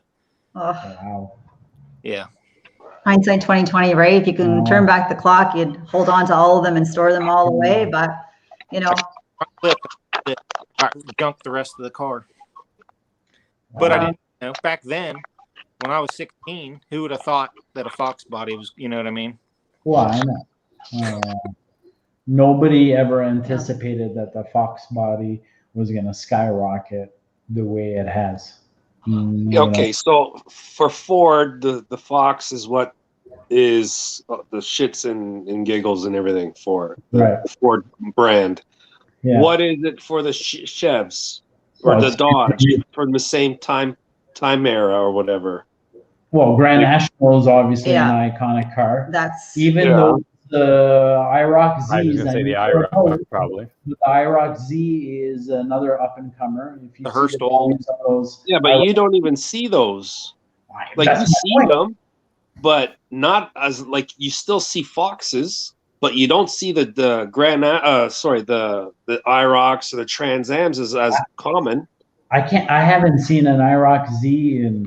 Well, actually, I saw quite a few of them when I went to California. That was the one thing I did see. California. Yeah, but still, they're still out there. They do exist. I mean, I noticed them out there, and I don't know if it's just because of weather or whatnot, but I think it has a lot to do with that because people don't want to drive them, right, when it's cold and things like that. So people are just tucking them away. But yeah, that was the one thing I did notice in California. There was a ton of them. I mean, my cousin they both had two of them. What is like red and the blue one? Like, what's the staple car for? I'm not a huge Dodge guy, but what's the staple car? I don't know either. Dodge, I wouldn't know. Would have been the Daytona. That was the best thing they had. I was gonna say probably the Daytona. The Daytona. Yeah, but that was a front-wheel drive car, wasn't it? Yeah. Yeah. So you can't even compare that. A turbo front-wheel drive car, but you know. What do you remember the version? They had like the turbo 4-cylinder cars. They had the laser and a bunch of other things during that. Yeah. The Omni. The Conquest. That would have been their other big one. The Conquest car. I don't remember the Conquest. Oh, that. Yeah. It's actually a cool-looking car. Yeah. I had a K car at one point. That was Mustang, the Camaro, third generation Camaro. Yeah, that's a pretty hot little. I do like a Camaro. Well. The third gen. Yeah, but they're nice. Definitely the Grand Nationals have spiked. The Foxes, the IROC Zs have spiked. Well, look at the Corvette. Like a lot of the Corvettes and things like that, they still hold their value. Well, you know what I'd like to see? The Cutlass Supreme car. Oh my God! Yeah. Like the 442 style, like that body style. Your mother used to have a Monte Carlo too, a blue, wasn't it? Blue. My mom did too. My mom had a white one. 79. My mom had the 79 Monte Carlo. Well, those things are making a huge comeback too. Yeah, my mom had the 305. So, at 16 years old, when you floored that sucker, it opened up. It was like, I thought I was flying. You know what I mean? But yeah, my mom did have the Monte Carlo 79 Monte Carlo.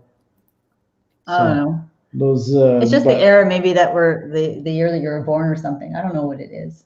Yeah, I don't know. I Even like some of the Nissans that my brother has a few of them. I think 280s. I think as far as Mustangs, I think we're gonna see probably like your next hot ones are probably gonna be those the Jelly Bean, like your SN95s. They're starting to pull up a little bit too. Mm-hmm. The SN95, if you see them, especially the 94, 95, where you still got the Fox, basically Fox body motor, right? Mm-hmm. So that's a 2-year car, really, at the end of the day.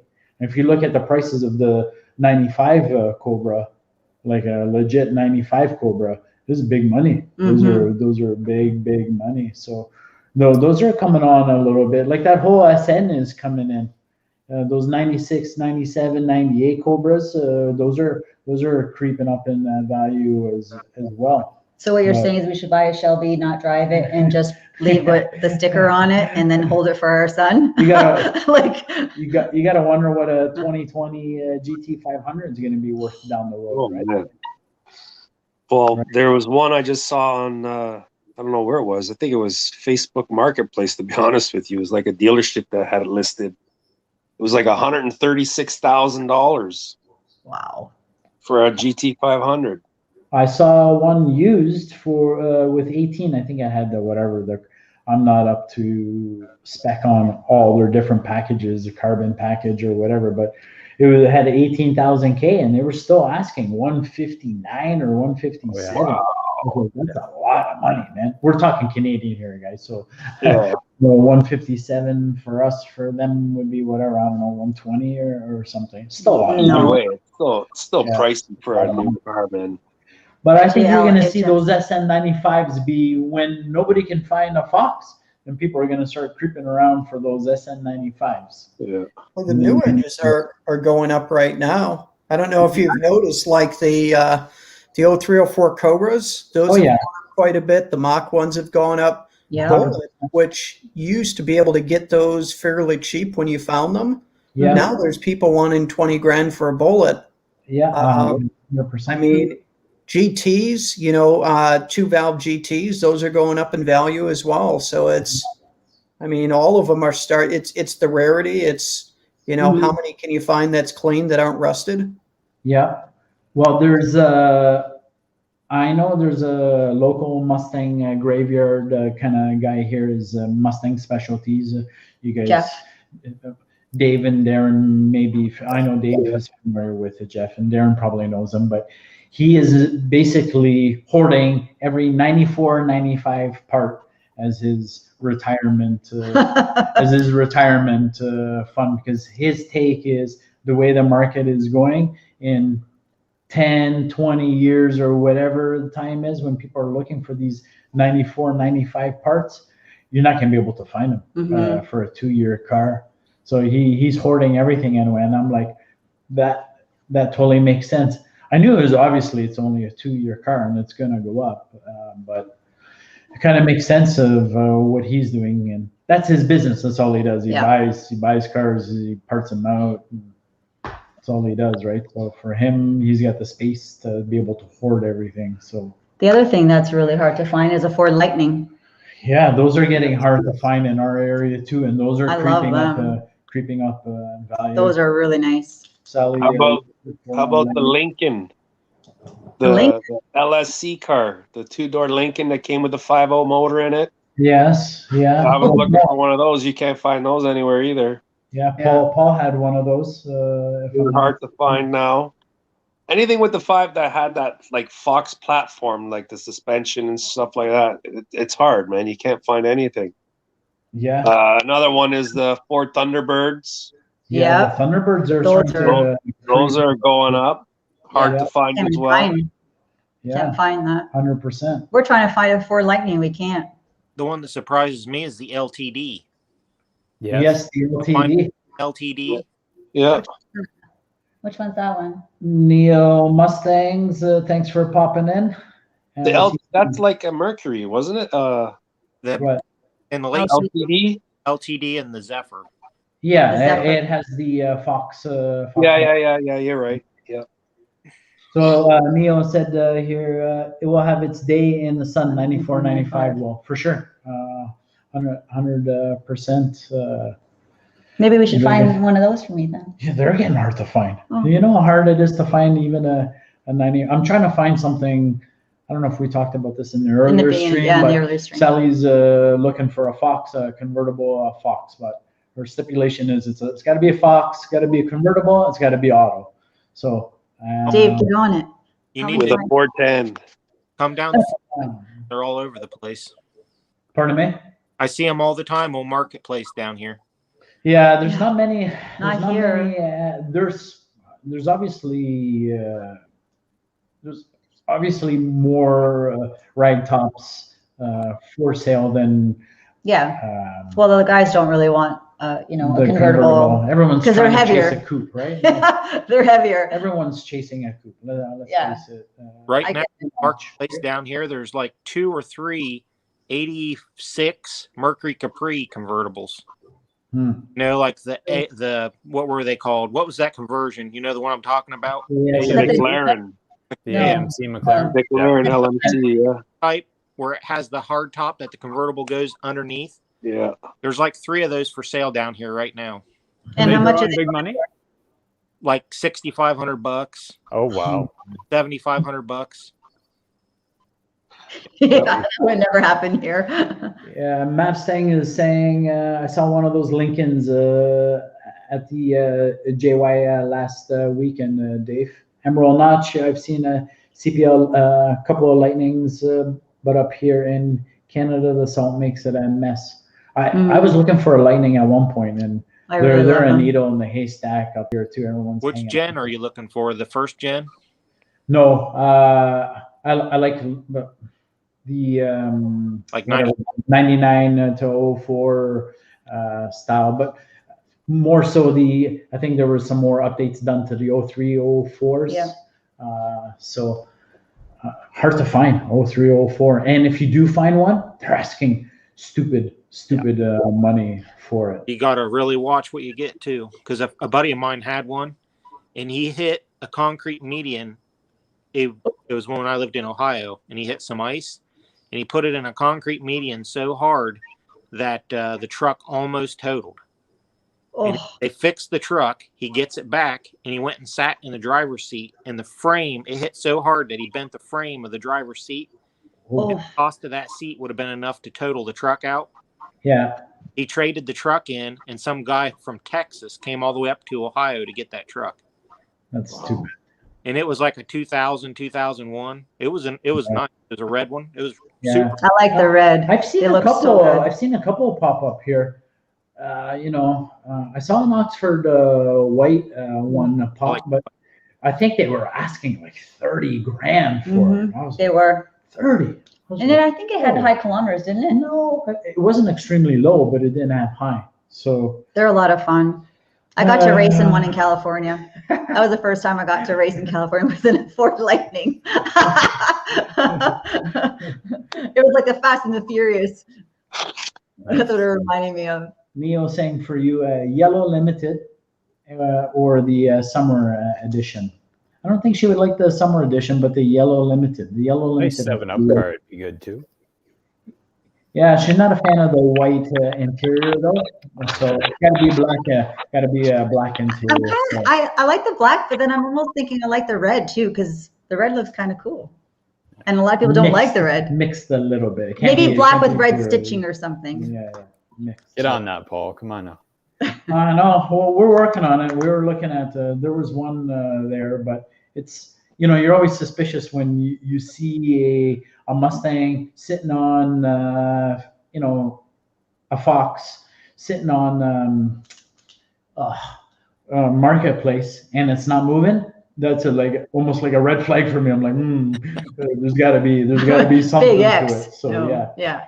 But I'm looking slowly, and we're gonna take our time on it. We'll find one. Mustang said every Fox on eBay is a convertible. Yeah, there's a little bit more selection, but we haven't really checked there.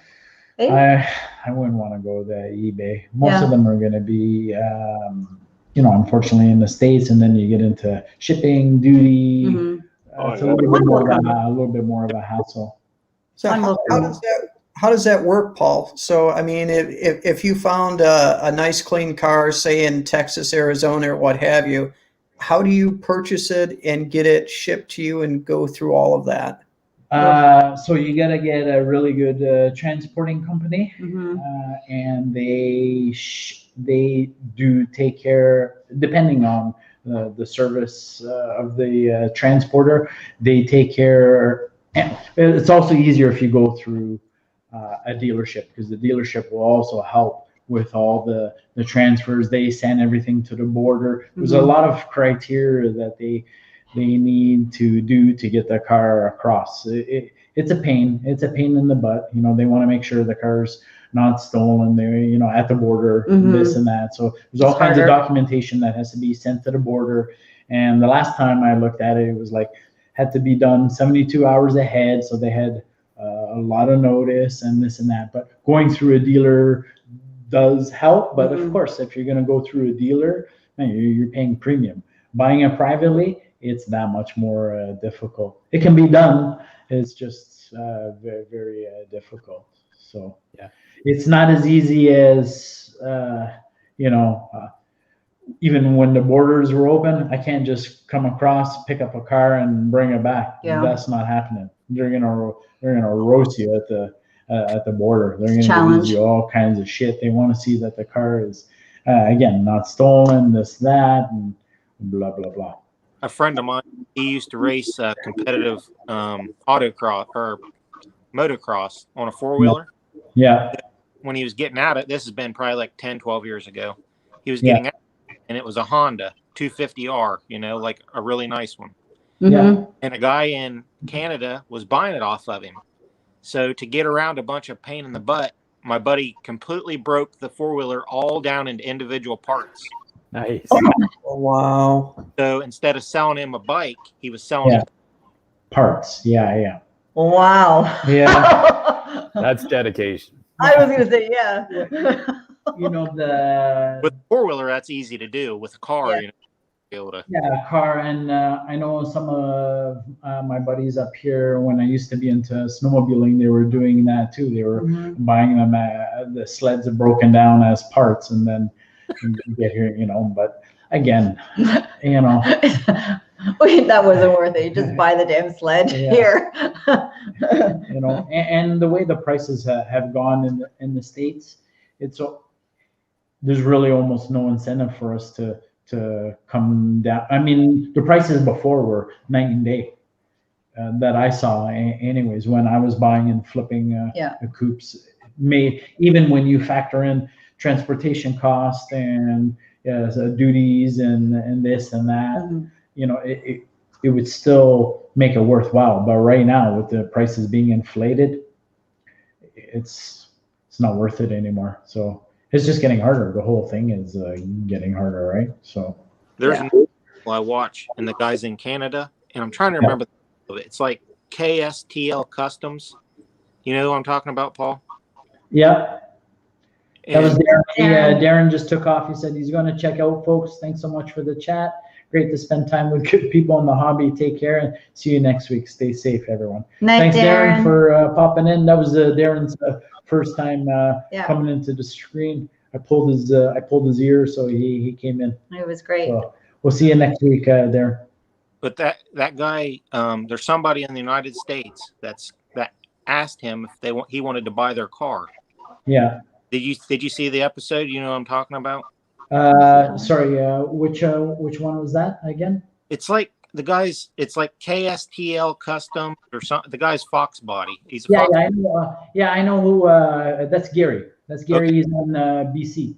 All right. Yeah. Fine. He's getting ready to go through this exact thing right now. Yeah. And from my understanding, he's having a hard time, especially in these COVID times, of getting it over here. So. Did you see in that car? I'm sorry, you cut out there. Sorry, the car he's trying to get. Did you see the pictures of it he showed? No, I didn't. I missed that. So it's like a red and white. A GT, right? A GT? Huh? Was he trying to get a two-tone GT?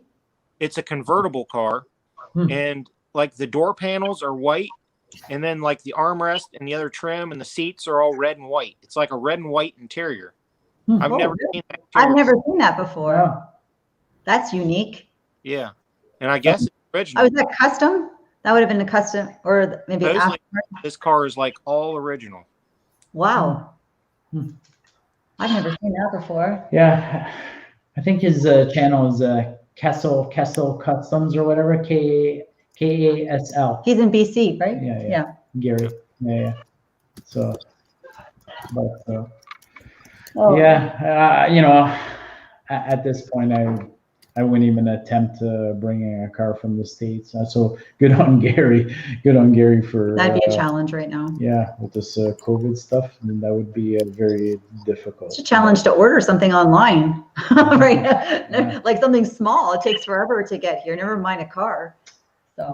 Richa here is saying mine's red and white interior from Ford. Oh, wow. I've never seen that. I've never seen it before either. No. Yeah, I've never seen that. Dave, have you ever seen that? Not red, but my brother's, he has like a 7-Up car, but it's not the 7-Up car. Right. So it's green with the white interior, but and the white roof. But his interior is white and gray. Right. Mixed. Yeah, but these are white and red from Ford. Yeah, his is white and gray from Ford. Well, same thing. So what's red in this car that you're talking about is gray in my brother's. Huh. Never seen it. I've never seen that either. So the door panels are white, but the armrest is gray. The bottom pocket is gray. Yep. Just stuff like that. Carpet's gray, obviously, not white, but yeah. Wow. But that red and white car, the carpets would be red as opposed to white. Yeah. So is the body of that car the two-tone body, like the stripe half down one color, like silver, and the other top color? Or is it solid? Just like black upper dash.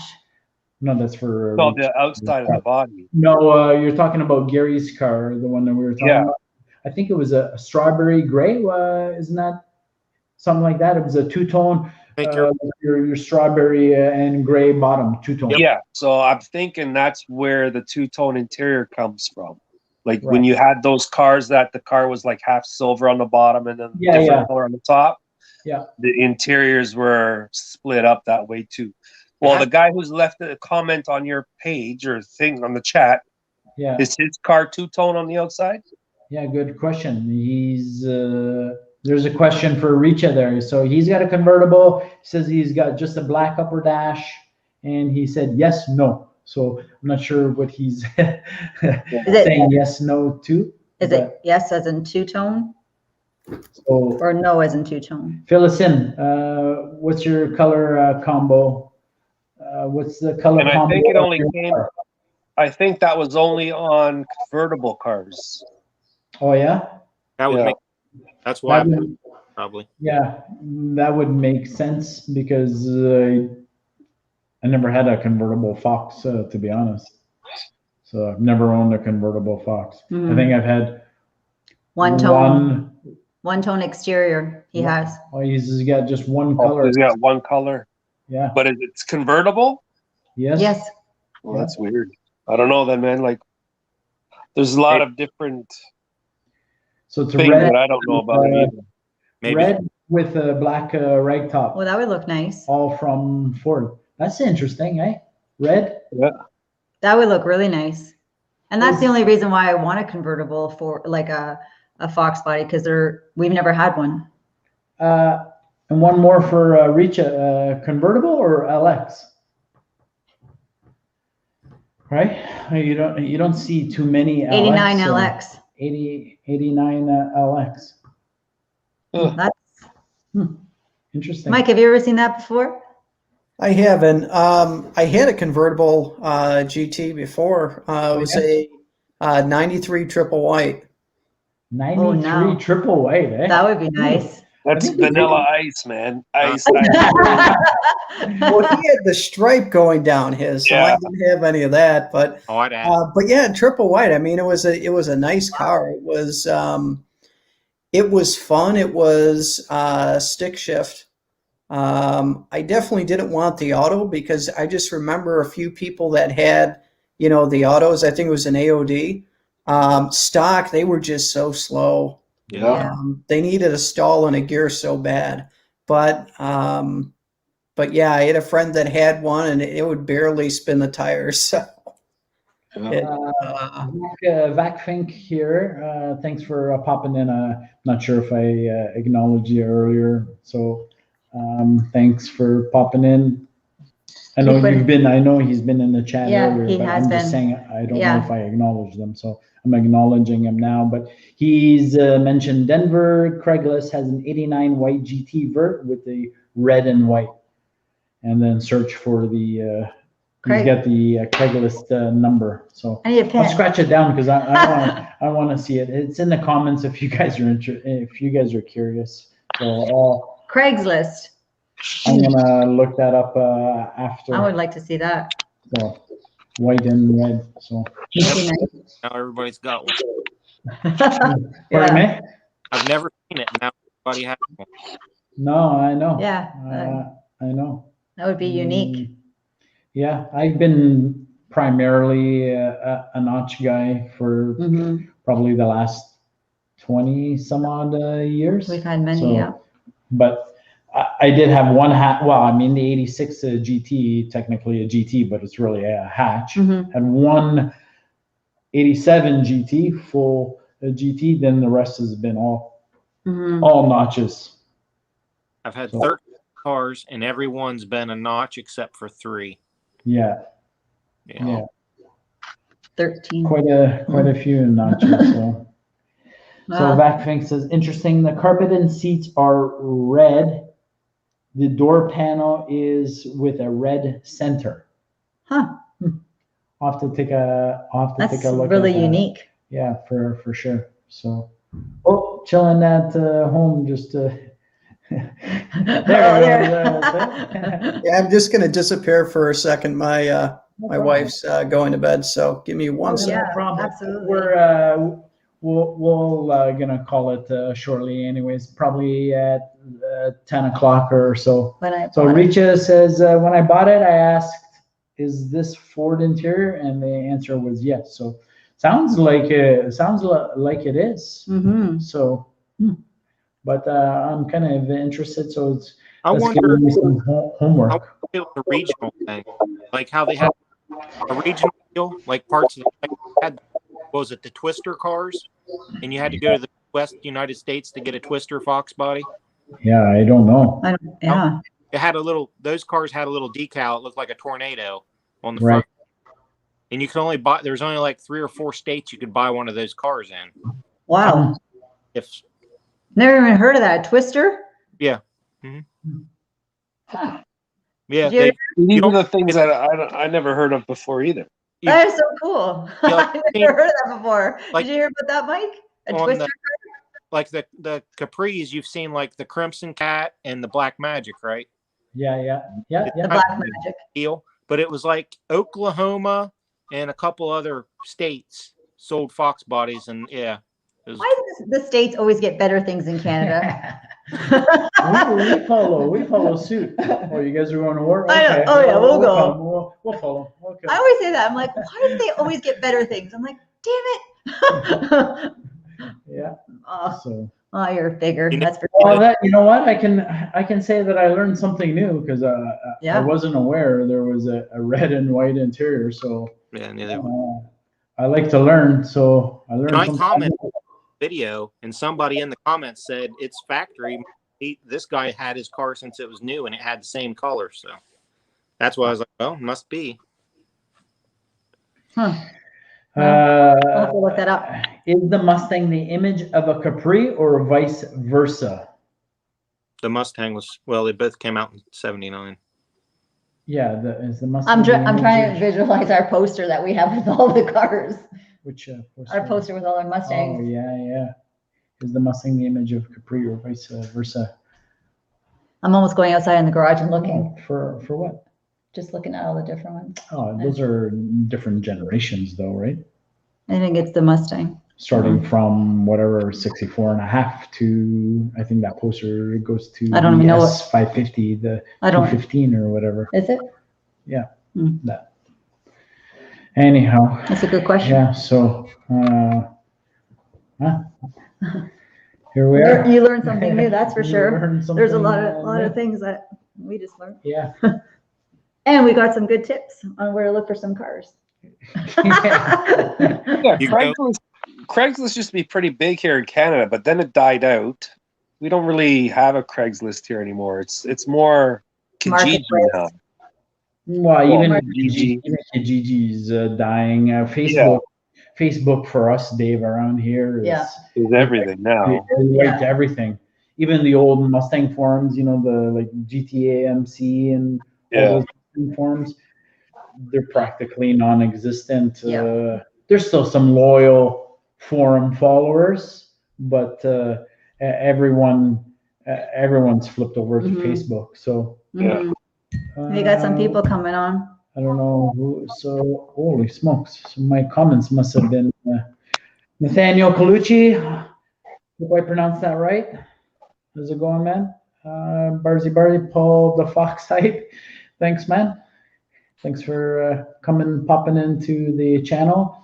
All of a sudden, we just picked up quite a few eyes. So nice having everybody. I can't keep up. Look at all with this these. Pauldfox hype. What's going on? I have no idea. Is this Hi. I have. Why do I have a feeling this is our nephew's like?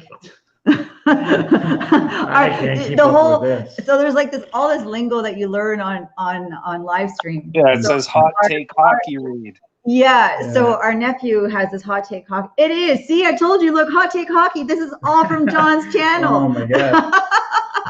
That's awesome. Well, I appreciate you guys popping over. I recognize some of these names and these faces on here. So when I'm watching our nephew, I'm certainly not as good as Johnny. Johnny is the live stream. So our nephew live streams Hockey. Yeah. He's got a big channel. He hit called, over 30,000, which is Well, awesome. shit, he just got bombarded by I don't know how many people. I know. Holy. And you gotta check him out. He's awesome. He really is. So Johnny runs a channel, Hot Take Hockey. You know, I pop in there and I can't even keep up with his comments. I don't know how he does it, but the guy's a wizard and he streams like crazy. So it's just an awesome community to watch, like everybody on there and just, you know, chiming in. I want to thank everybody that's coming in. This is awesome. I'm going to try to I'm going to pull a Johnny here for a second. So Nathaniel, thanks. Barzy, Nathaniel, Gallant and Maple, Andrew 58 Hockey, Riley, Go To Gamer, Diamond 48, Dr. Richard Fleming. You got a lot there. Mariana. Even got some guy who looks like he's from Japan or something with Chinese writing. That's awesome. I appreciate all the hype. Dennis SM. That's awesome. It's so great. It's so true. We were talking about that on the first stream. Travis, about, you know, YouTube being such a great community. It's so big. Dalton Davis. Yeah, Rayleigh guy. I am in bed. Why is Dave in bed so early? Unbelievable greatness. Crazy dog. Holy smokes. You guys got to take it easy, guys. I appreciate all the hype and the visit. That's awesome, man. Hoffman. Oh, Dave hit the X. Oh, Dave hit the X. My buddy popped out. That's awesome. Scrubs in 95. Hot Take Hockey. Let's go. It's so great to see. I remember the first time. So I would watch our nephew, and then I was like, "Why am I not telling him I'm here watching him?" I'm like, "I'm an idiot." They came here to see Auntie Sally. They want to see what Auntie Sally. And I was like, so I started typing, and then all of a sudden I hear like, you know, Sally hype, and I'm like, "Wow, this must be a lingo thing that they use on stream." Like you learn something new, right? I appreciate everyone that is hitting me with a sub. I really appreciate the support. That's awesome. Don't forget the other guys in the stream here too. These are great guys. These are great guys. Oh, you're so welcome, John. He's in there. Where's Johnny himself? He just sent me a text. Oh. I'm sorry. Thank you, Sally. Love you guys. Want to spread the love and support. Thank you for all the support. Thanks, Johnny. I appreciate it. That's awesome. You obviously have a great group of guys there. That's so and nice. They popped over and just flooded. We actually had a decent stream going earlier, and then this. Whatever StreamYard wasn't working good, and I had to start all over, and everybody ran from me. But he'll have like 300 in a chat going, and we're like, I don't know, he keeps up. It's crazy. You're just like, oh my god.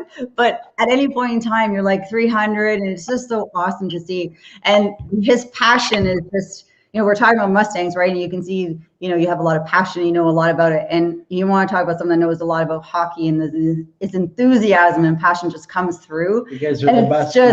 It's so awesome to see. Like, it's exciting to watch him. And, you know, it means a lot to me that he's here. And it's so great.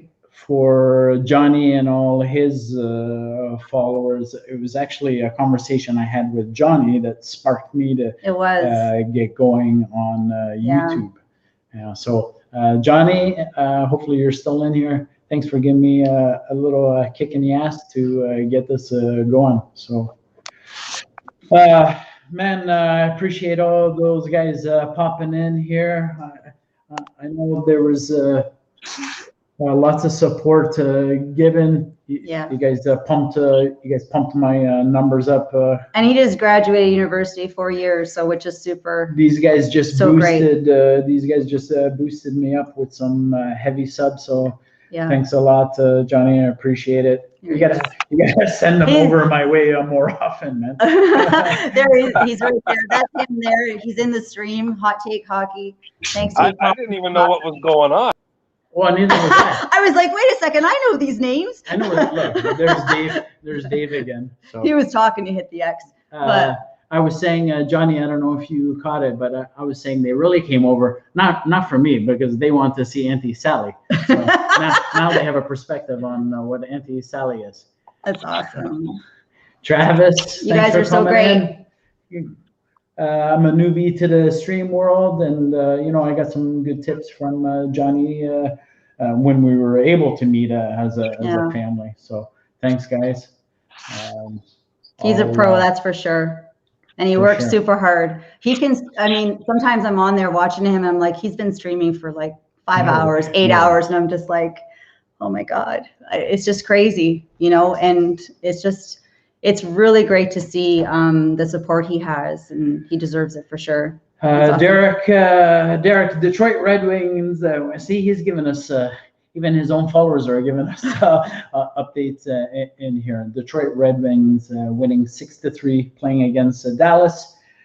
This guy, Jacob Vrana, played the Capitals. He got traded with the Detroit Red Wings. He scored first NHL hat trick. That's awesome. He did good, or go Red Wings. Dave, you got to stop hitting that. I know. I'm so excited over here. I keep. Ooh. Mariana, I'm a Mustang guy. Johnny knows I'm passionate about Mustangs. So we come on here and trying to create a little community, something like Johnny, but in the Mustang world. So we got some great guys on the stream. If you guys have time and patience to share the love, that would be great. Wrong button, Dave. Highly telling you, wrong Travis, button. No problem. I get you got to go. Thank you so much. Appreciate it. We were having some Mustang chat before I got flooded by all you guys, but I appreciate all the love. And I pop into Johnny's stream, but I can't keep up. Man, you guys are too fast. You guys are too fast. I make sure he knows I'm in there though every night. Peyton, thanks for the hype. Derek, go Red Wings. And Rayleigh is like a wrong button, Dave, and Dave's gone. Dave will be back. Dave's gone. Liam, bye-bye, guys. Thank you. Thanks, Liam. Take care. Here comes Dave. Barzy, bye. That's awesome. Thanks for the love. Sorry, man. I'm too excited over here. I keep pressing the wrong buttons. No problem. I think I missed Alex. No, Alex, you guys can stay. Alex jumped in the stream and he was like, "Oh, you guys are still going." I'm like, "Yeah," but then I got flooded by some love here, which is awesome. Dennis, I feel like you guys are just waiting for us all to leave so you can get back to your. No. We're any just of you talking, guys? Mustangs. Any of you guys car enthusiasts? I'm just trying to. I'm not as fast or as good as Johnny at the streaming, so I'm just trying to keep up. Oh, that's here, awesome. Derek, Jacob scored 4 goals with Detroit Red Wings. Unbelievable. Wow. Poor Dave. Peyton's crushing you, Dave. Yeah, I know. I was about to say, who is this Peyton guy? I don't know. Johnny, nephew is great to support. We'll let you get back to the Mustang chat. Lots of love. I hope if any of the people that came in that like cars stay to support. That's awesome. My neighbor has 3 Mustangs. I'll tell him to check it out. Thanks, Dennis. That's awesome. Awesome. Thanks. And so Derek's good. like, "Oh yeah, all right." I'll be in yours very soon. When we finish here, I'll be in there, John. You're still going. And we got a quiet panel. Everyone. They're all like, "What the heck happened?" Were you guys able to see all the? Can you see everything? Comments that Yeah, that was just nuts. Like I just kept seeing chat, like another no, 1, 2, 3, 4, 5. I was like, what the hell? And that's what it's like when you actually go and watch his stream, his live stream. It's like it's constant, and it's so great because he's able to tell you what's happening in the play, keep an eye on the comments, engage with everybody. It really is, and you learn so much from him, right? But it's just and he's commentating a hockey game. Yeah, he's commentating a hockey game. It's crazy. Juggling, It's wonderful. juggling all these comments that come in like mad. Yeah.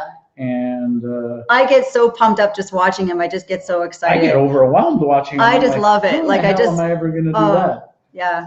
I actually I'll put him in my Instagram, so I'll record him and I'll just get like a snapshot of it and then I'll put in my Instagram. It's just so great because, you know, I mean, you're always so proud of, you know, your family and your friends and things like that. You want to support them. Derek commented, we're getting some hockey highlights, which is This awesome. is good. Detroit Red Wings scored again, empty net, 7-3 Red Wings. Mustang, Yeah. I saw them. They all came at once. Oh yeah, they did. Peyton, hot take, hockey is the man. Oh, He yeah, is. 100%. Johnny is the man, and I love the way I go in there not only because I'm a hockey fan as well, but also to learn on how he does this. So awesome. That's so great. They all came at once. Yes, they did. But they're all here. Some of them I think are still here though. Yeah, there's still a couple in. We got Dennis in. He's talking to Derek, so these guys can have all their sidebars. That's cool. And you can see the banter sometimes that happens within, you know, like the stream with the different teams and stuff like that. It creates really great conversation as well. Just like when we start just randomly talking about things and whatnot. But it's really good. So Toronto wins 5-3 against the Marner. Jets. I feel like I'm doing Johnny's job here.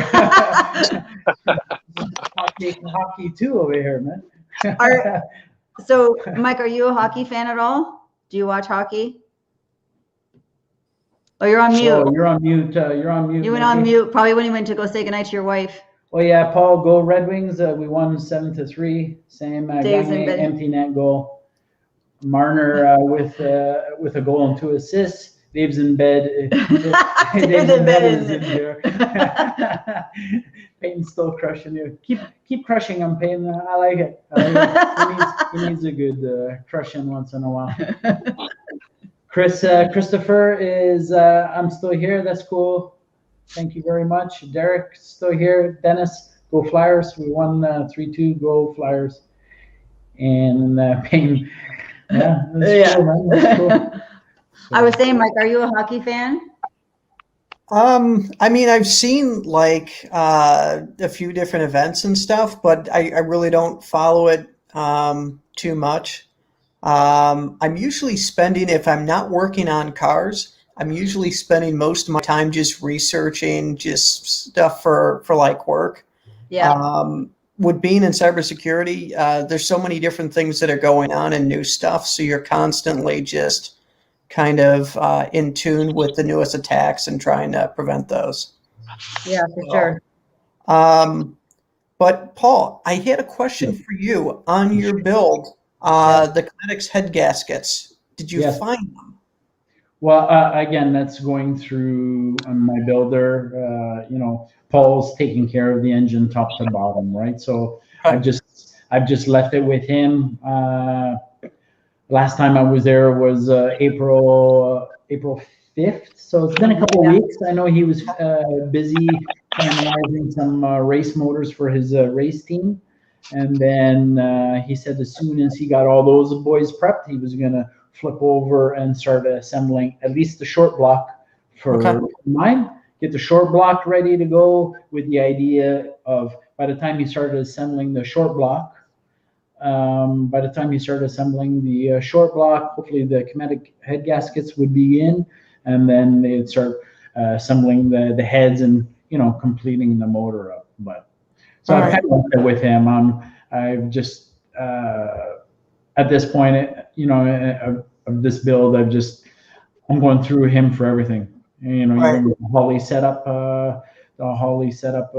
is going to be all through him. I've already ordered one piece. I haven't mentioned that yet, but I've already tried on buying one piece. So I'm buying it in bits and pieces. You know, at this point, there's no rush to complete the car. None of the tracks here are open anyway. So I figured I'll cry a little bit. I'll buy the Holly. So I got the Holly.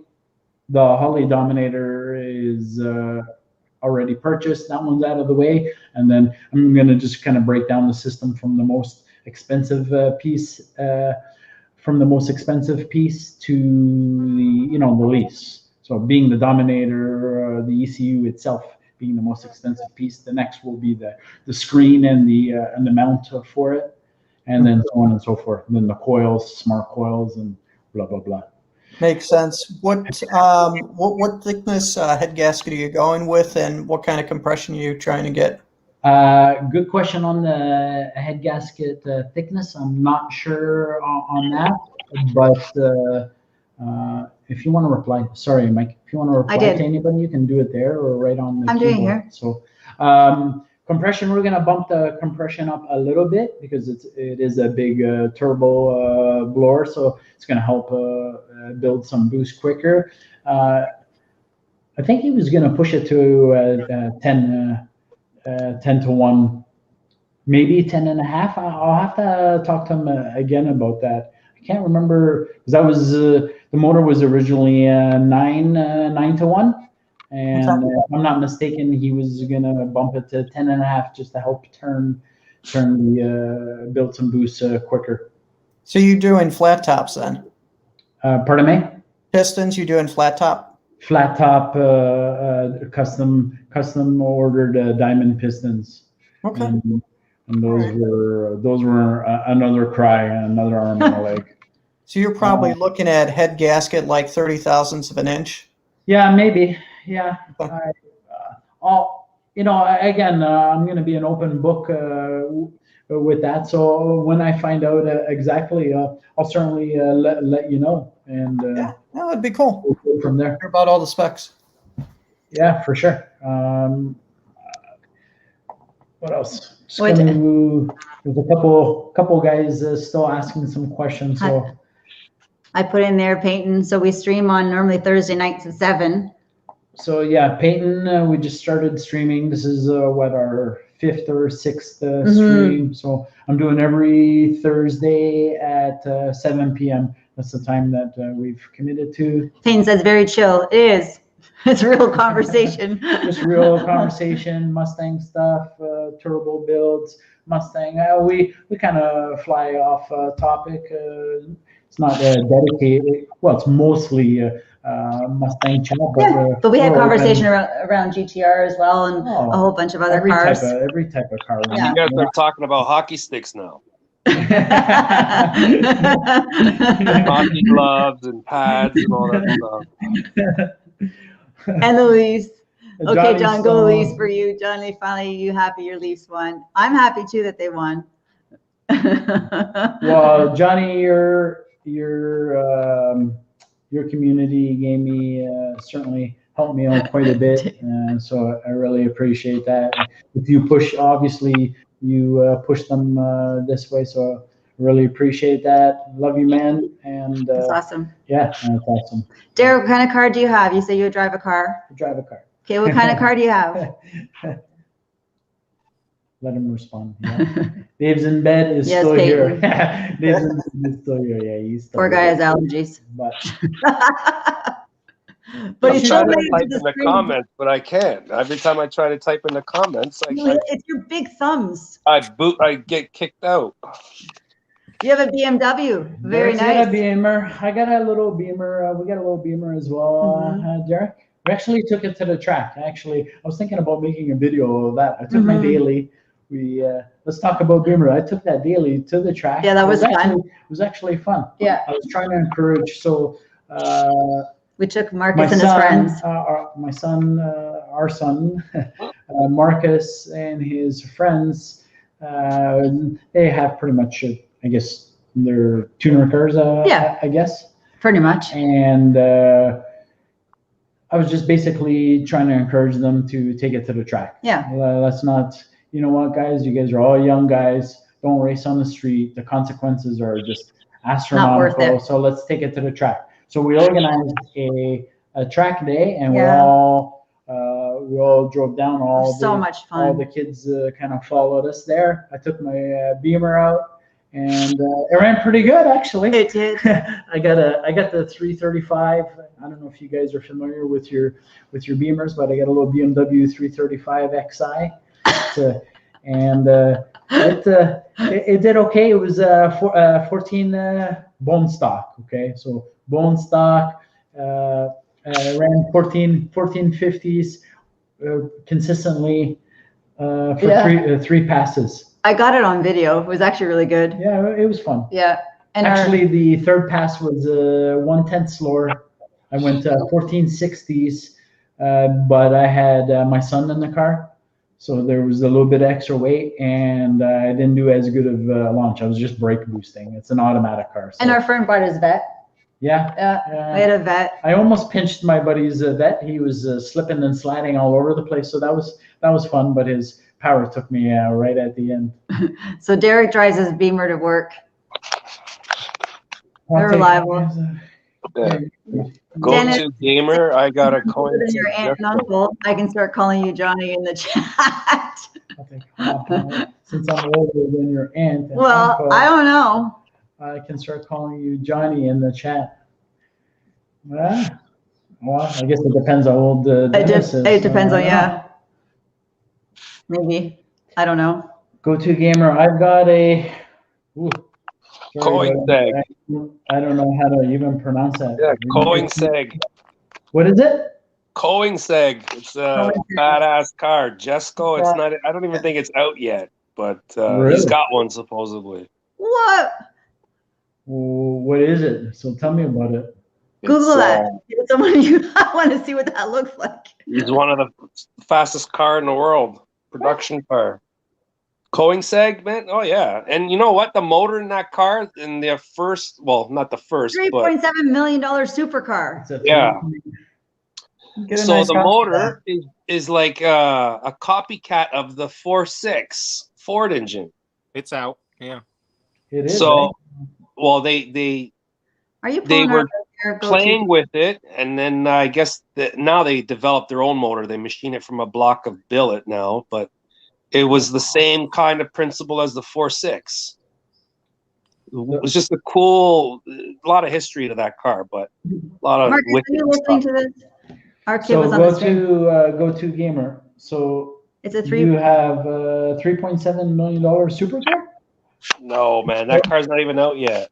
Coyote Car Guy just did a video on one down. There's a guy. It's a 5-liter twin turbo V8 gas. You're saying it's a 5-liter twin turbo V8 gas engine. Riley say no way, gamer.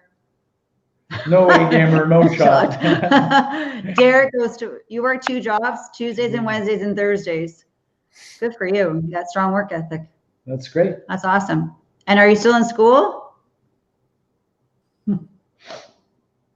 Are you done school? I've never even heard of that car. Maybe Marcus. You've never heard of that car? Oh yeah, Marcus knows that car. If you go to Coyote Car Guy's channel, he's in a lot of the chats we do. Yeah. He just did a video on one probably 3 weeks ago. Oh yeah? At the tuner that he goes to all the time down in Fort Myers, that guy's got one. Yeah, well, they're like super rare. Well, they're not super rare. They're just very, very expensive. Like you got people buying them and you just don't know who they are, right? They don't publicize that they have them. Go to gamer. What car do you actually have left out loud? Johnny's nephew, he's like, go to gamer. What car do you actually have? Laugh out loud. Yeah. Well, he's saying it's his dad's. Actually, he handed it down to me. And Derek's almost done with school next 2 months. That's 2 good. more months. Good But for you. But Johnny's all done. John's all done. All done, graduated. Yep. That's Yeah, awesome. cool. So you have 2 more months to go. And what do you graduate? Are you graduating or are you just, I'm almost done with school. So 2 more months and then you're graduating? Hey, these guys like the chat in here. It's pretty chill. You guys having a beer while we're that's all we got to do now is crack open a drink. Yeah, I need a beer. After all those comments start to come in, I'm like, I need a beer. I'm having a beer before I go to bed, man. Yeah, definitely. That's awesome. Go, John. Hot take. John is done now. I know Johnny. Yes, he's done. With, school, he graduated, so yeah, that's cool. But we graduated a week apart. Well, I'll have to Google that car and look it up. I'm not familiar with the car. So I'll definitely. I'll have to see what this car looks like now. Okay. See what it looks like. So the Koenigsegg has many different cars. They have Regera, Anyway, there's like 3 or 4 different models. The Jesco is the one that's being built now to replace the car that just finished being produced. You know what I'm saying? Like a new model. Mm-hmm. So the Jesco is the new model of car. So that car's not even sold to the public yet. So him saying he has one, it can't be. You're just pulling our leg. Yeah, and of course. We're so gullible to believe it. There's a private chat. Yeah. He's got good taste in cars, that's for sure. Mike, you like to do some research. Maybe that's something you gotta research and see. Mike, that's your research for tomorrow. That's my research, huh? We'll be like, what car is this? What car is this? Well, I've heard of the manufacturer before. I mean, I forgot if it was on Netflix or something else, but it was on Supercars, and it just kind of went through some of the exotic manufacturers that are low volume, and that was one of the ones that was listed in there. I mean, they don't create a lot of cars, but they're all custom made. Yeah. Everything from the color of the paint to the color interior to stitching color, everything is custom. Wow. Johnny's asking a question here. You got to get a Mustang in the future. Long-term goal. Any recommendations from a live stream crew? Oh, well, I guess it depends what you're looking at, Johnny. I mean, a lot of the guys in here are more old school, the foxbody, SN 95 new edge style.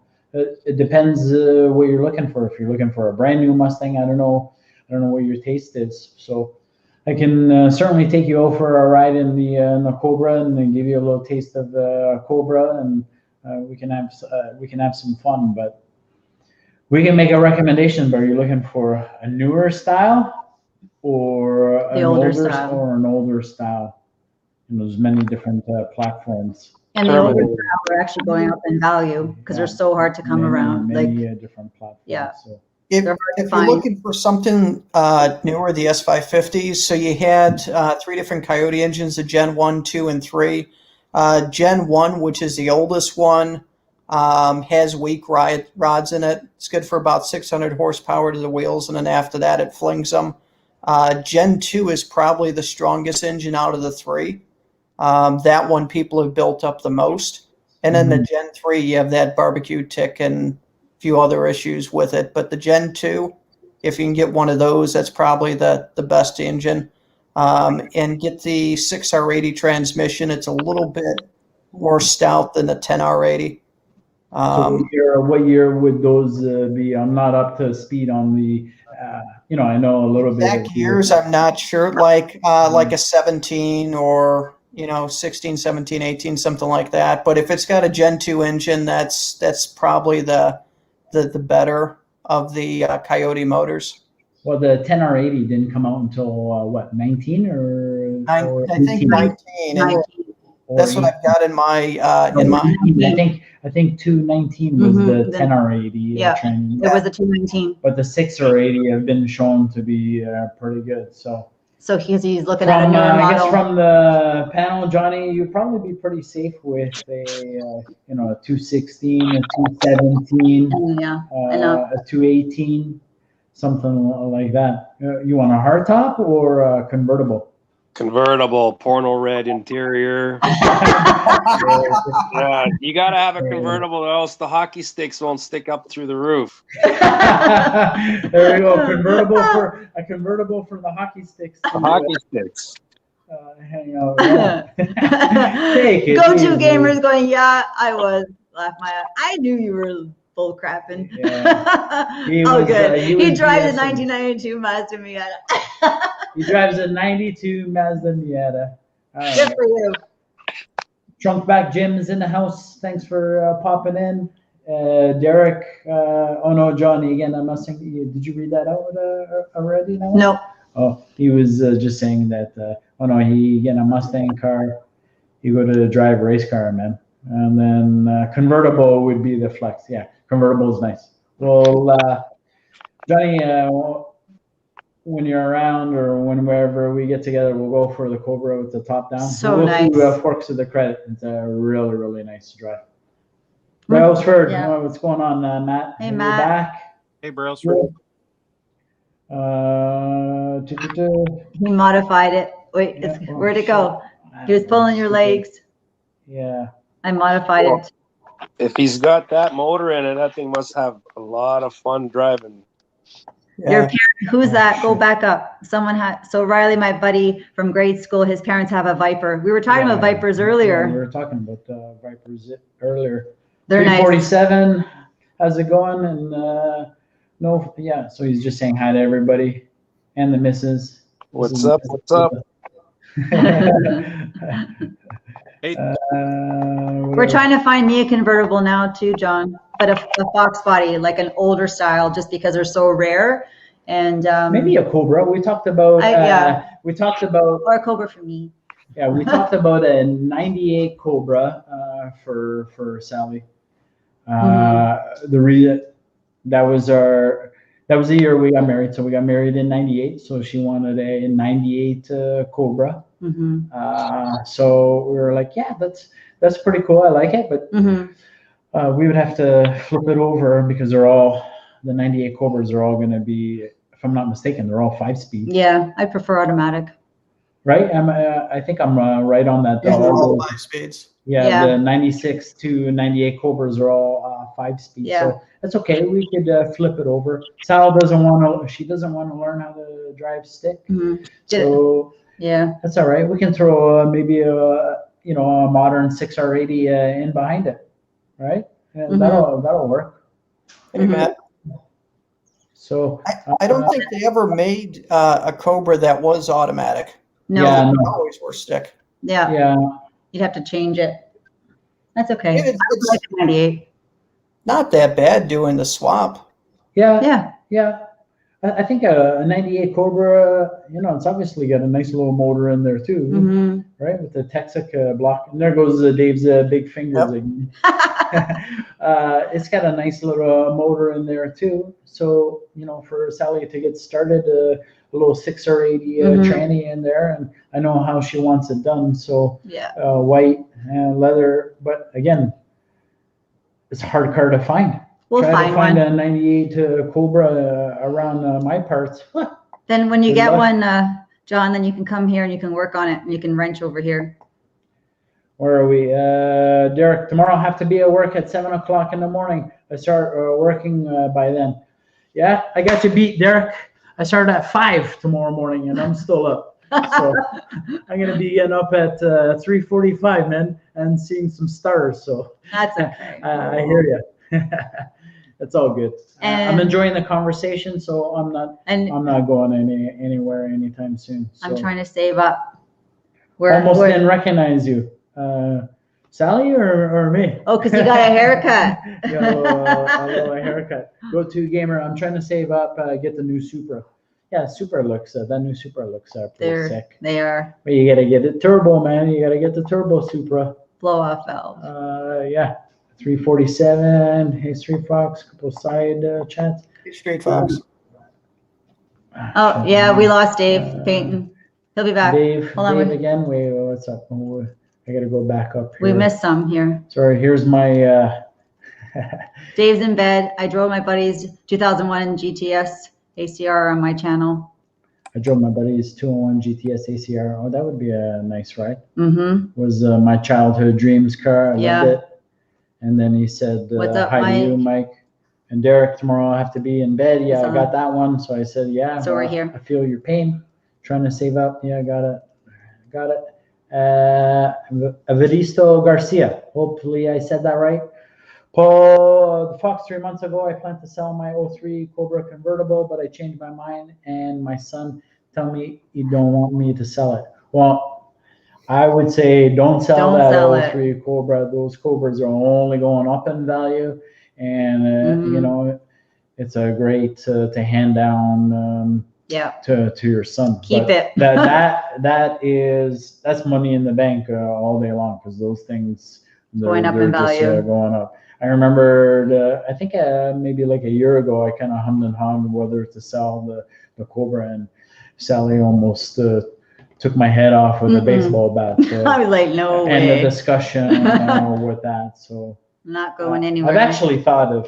I know she likes the car so much. It's a great little car. I've actually considered flipping a 6R80 into that car just for her, keeping the T56, of course, keeping the the stock tranny aside, but just to allow let Sally enjoy the car, throw a 6R80. So I don't see it hurting the value of the car or anything, especially if I was going to retain the original tranny from the car. So have you thought of doing a 4R70W instead of the 6R80?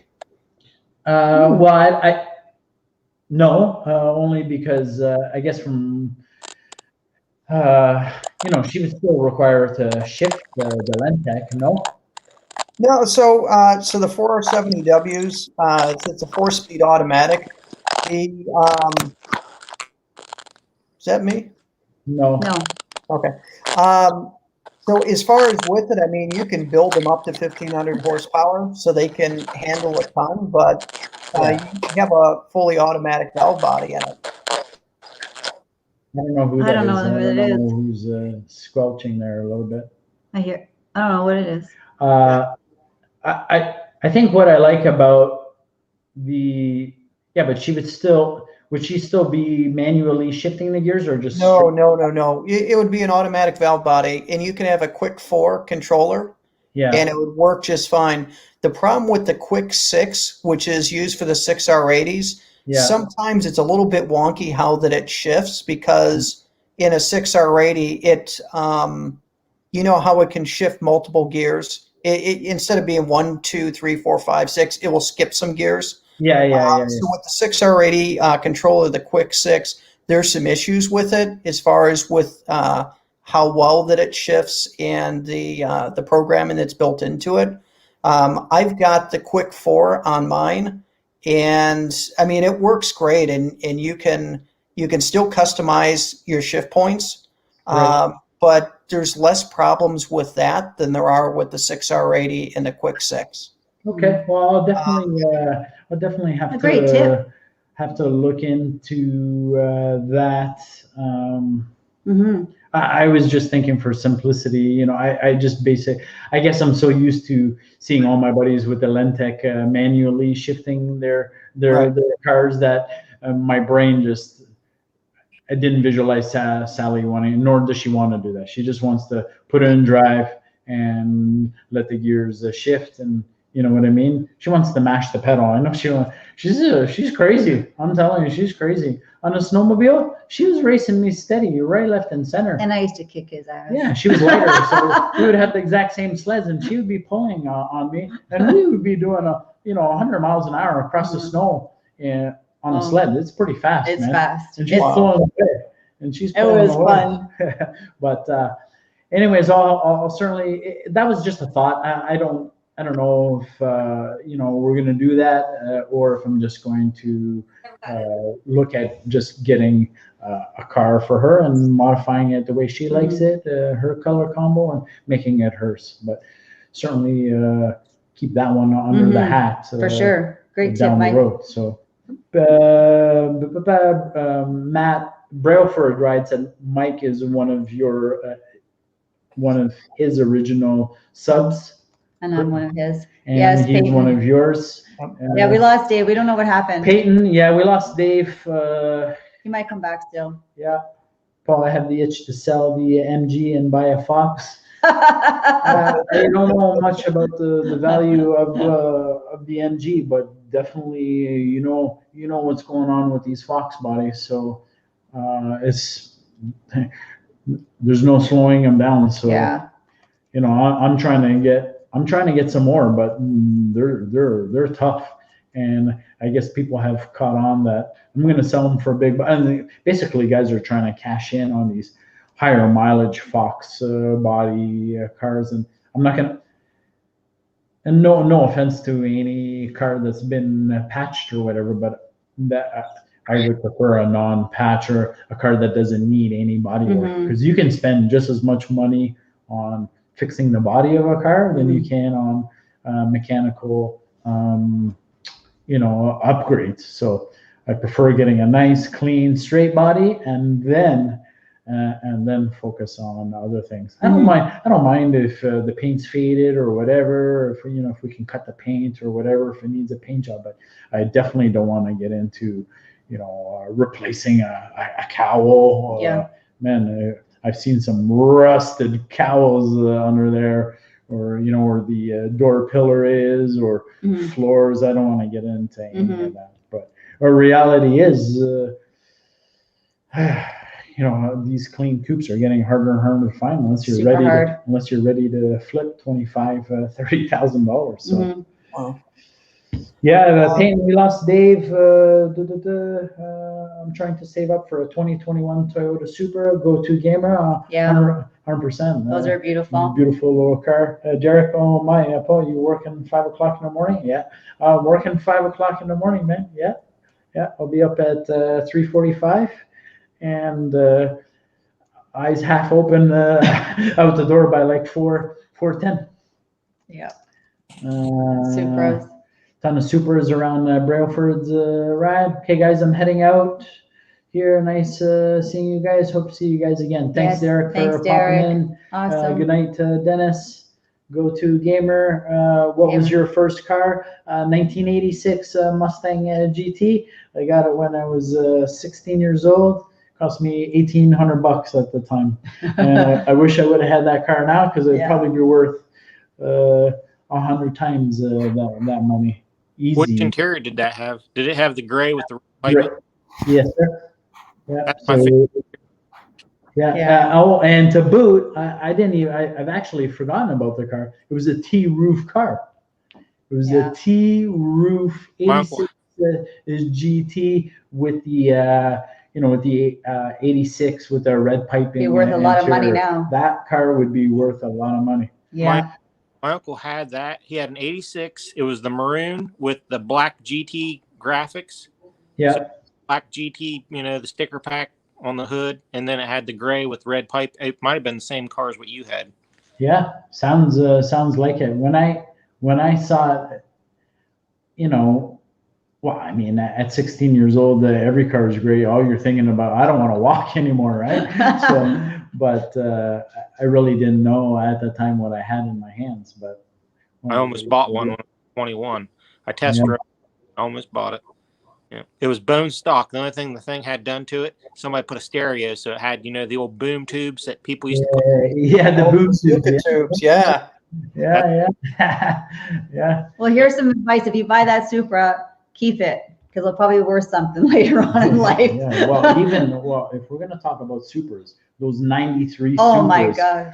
Those 93 Supras. They are twin turbo worth a fortune. With the 2JZ motor. Our son loves that car. Those things have skyrocketed. So hold on to it. If you do buy it, hold on to it, because they'll be worth something. Dave's back in the stream, but he's given up. He's sorry, man. I keep pressing the buttons. Stupid fast truck. Thanks for popping in, man. I appreciate it. We've been out here for a while, but through Go-To Gamer. And by the way, I can't even pronounce that car. Was released in 2019, so even if I managed to fool you, it would still be valid in some way. So, Mr. Garcia says, mine is the same color as yours, just the seats are black and red in the middle. Yeah, so it's the 10th anniversary. 10th anniversary. Actually, I like the 10th anniversary. That's a beautiful one. With those red little touches inside. It gives the car some nice character. There we go. There's no fox. There's one fox. What size is the rubber on the back?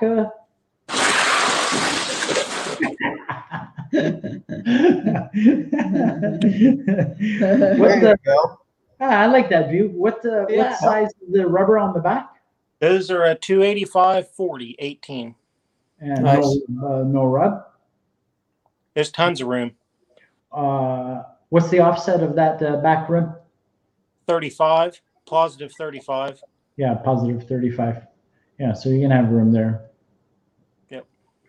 Rattle Trap Fox is in. He says, sweet ride for you, no nice. Fox. That's nice. I'm actually going to do, we've actually talked about doing a stream in In the the garage. garage. Well, once the weather gets a little nicer, it's always nice to have some eye candy, a couple Mustangs sitting in the back. You know, I got the red notch up top and then the Cobra below. So Yeah, definitely something nice to look at. for sure.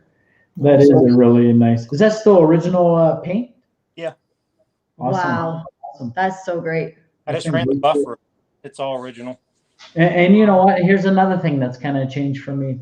I always liked the Mustangs, but I used to be crazy that the molding had to be painted the same color as the car. But now I'm starting to like the black breakup molding. Yeah. I still like both. Don't get me wrong. Like I like an all painted molding as well, but I do like The nostalgic look of it. that nostalgic look of that black molding running through the middle. I like the Right, two down cars. for a garage stream. For sure. Sorry, no Fox, go. The 210 cars where the molding's and then has the red pinstripes. Yeah. Those are that's my favorite. Yeah, I used to pull those. I used to pull those and then get the molding painted, right, just to color match to everything. But you know, when you're a little bit younger and you have an image set in your mind, that's what you do. Or I would buy a black coupe, and then this way the black coupe Was all was all black. The molding was all black, anyways, right? Yeah. So I'm the. Is it Rayleigh or Riley. Riley? No, Rayleigh, maybe. Sorry, I'm down for a garage stream. I'm down for a garage stream. Yeah, we'll have to set that up once maybe the weather. I do have the garage heated. The garage is heated, but with the heater, it's gonna drown. Loud. You're gonna hear it, right, when the heater kicks. But Yeah. when the weather gets better and I can actually open the garage door and it's summertime, Yeah. we're gonna do a stream. Dave's back. Oh God, there we go. So, legendary. So I've got a question for Mustang. So I see listed in there, it says Silver Fox is building a 4R70W with a manual valve body. Now, that's Dan over at Silver Fox. I know him. I know Darren Birch. He built my tranny from BCA. And when I spoke to Darren probably 2-3 weeks ago, he told me that a good portion of the parts for building a 4R70W, he can't find them anywhere. So, Mustang, how long have you been waiting for Dan to build your tranny? Because I know that quite a few of the parts they can't get right now. Mm-hmm. So I'd be curious on that. How long you've been waiting on that? Okay. Taking a response. Well, we'll wait for a response. Is he still in here, Mike? Did you see him? Yeah, I can't see. I know we kind of skipped that and kept going down. He might still be in here. Give him a minute to respond. And then where did you? Matt's having a conversation with John. Peyton's still in the house and he's That's a nice- complimenting your Fox. So that's a nice ride. Thanks. Yeah. Matt is conversing with our nephew about when he's going to show the Kane some love. I think Johnny he did. Johnny covers all. Yeah, I think he just had everything. one. I'm pretty sure he just. Shit. Oh, there's a there's Mavs thing. I'll come back to Mav in a second. I'm just gonna catch up. I'm not as good as Johnny here. And then so it's Ray Lee. Okay, thanks for the clarification, Ray Lee. I like to pronounce. There goes names. Dave. Goes Dave. Dave in bed.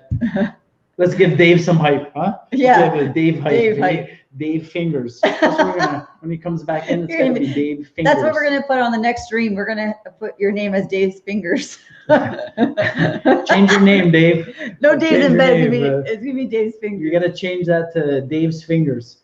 Johnny replied to Matt and just said he did the other day for a bit. I will lots in May in the playoffs.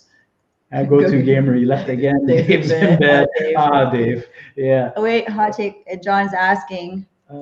At Ray Lee, well, what's your dream car? Dave's in bed hype from Peyton. Dave hype. Dave's getting some hype. Dave, getting some hype. Dave's getting some hype in the house. Sorry, man. Like, I don't know. I keep trying to check the chat. I'm trying to chat, and I can't chat. I keep exiting. I'm just going to stop touching things. That's for you. Look, Dave hype. Dave hype. From Johnny himself. Yeah. Thanks for the hype. Says Dave, you kind of look like Dwayne Johnson. Take this as you wish. I like these guys. Yeah. You guys are fun. And then Sounds Matt, good, sounds good. I was just kidding. Mustang. Okay, here's to Mike's question. That's what Dan told me. The same. Oh shit! That's what Dan told me. The same thing. My turn just came up in line, so I haven't been waiting too long yet. Do you hear that, Mike? Yeah, it's unfortunate. I mean, there's several parts that they're waiting on for each one of the trannies. I think when I spoke to Darren, he said some of his transmissions he's been waiting 3-4 months for parts now, just because of COVID. Just some of them just aren't available. So yeah, some guys are waiting quite a bit to get their trannies done. Yeah.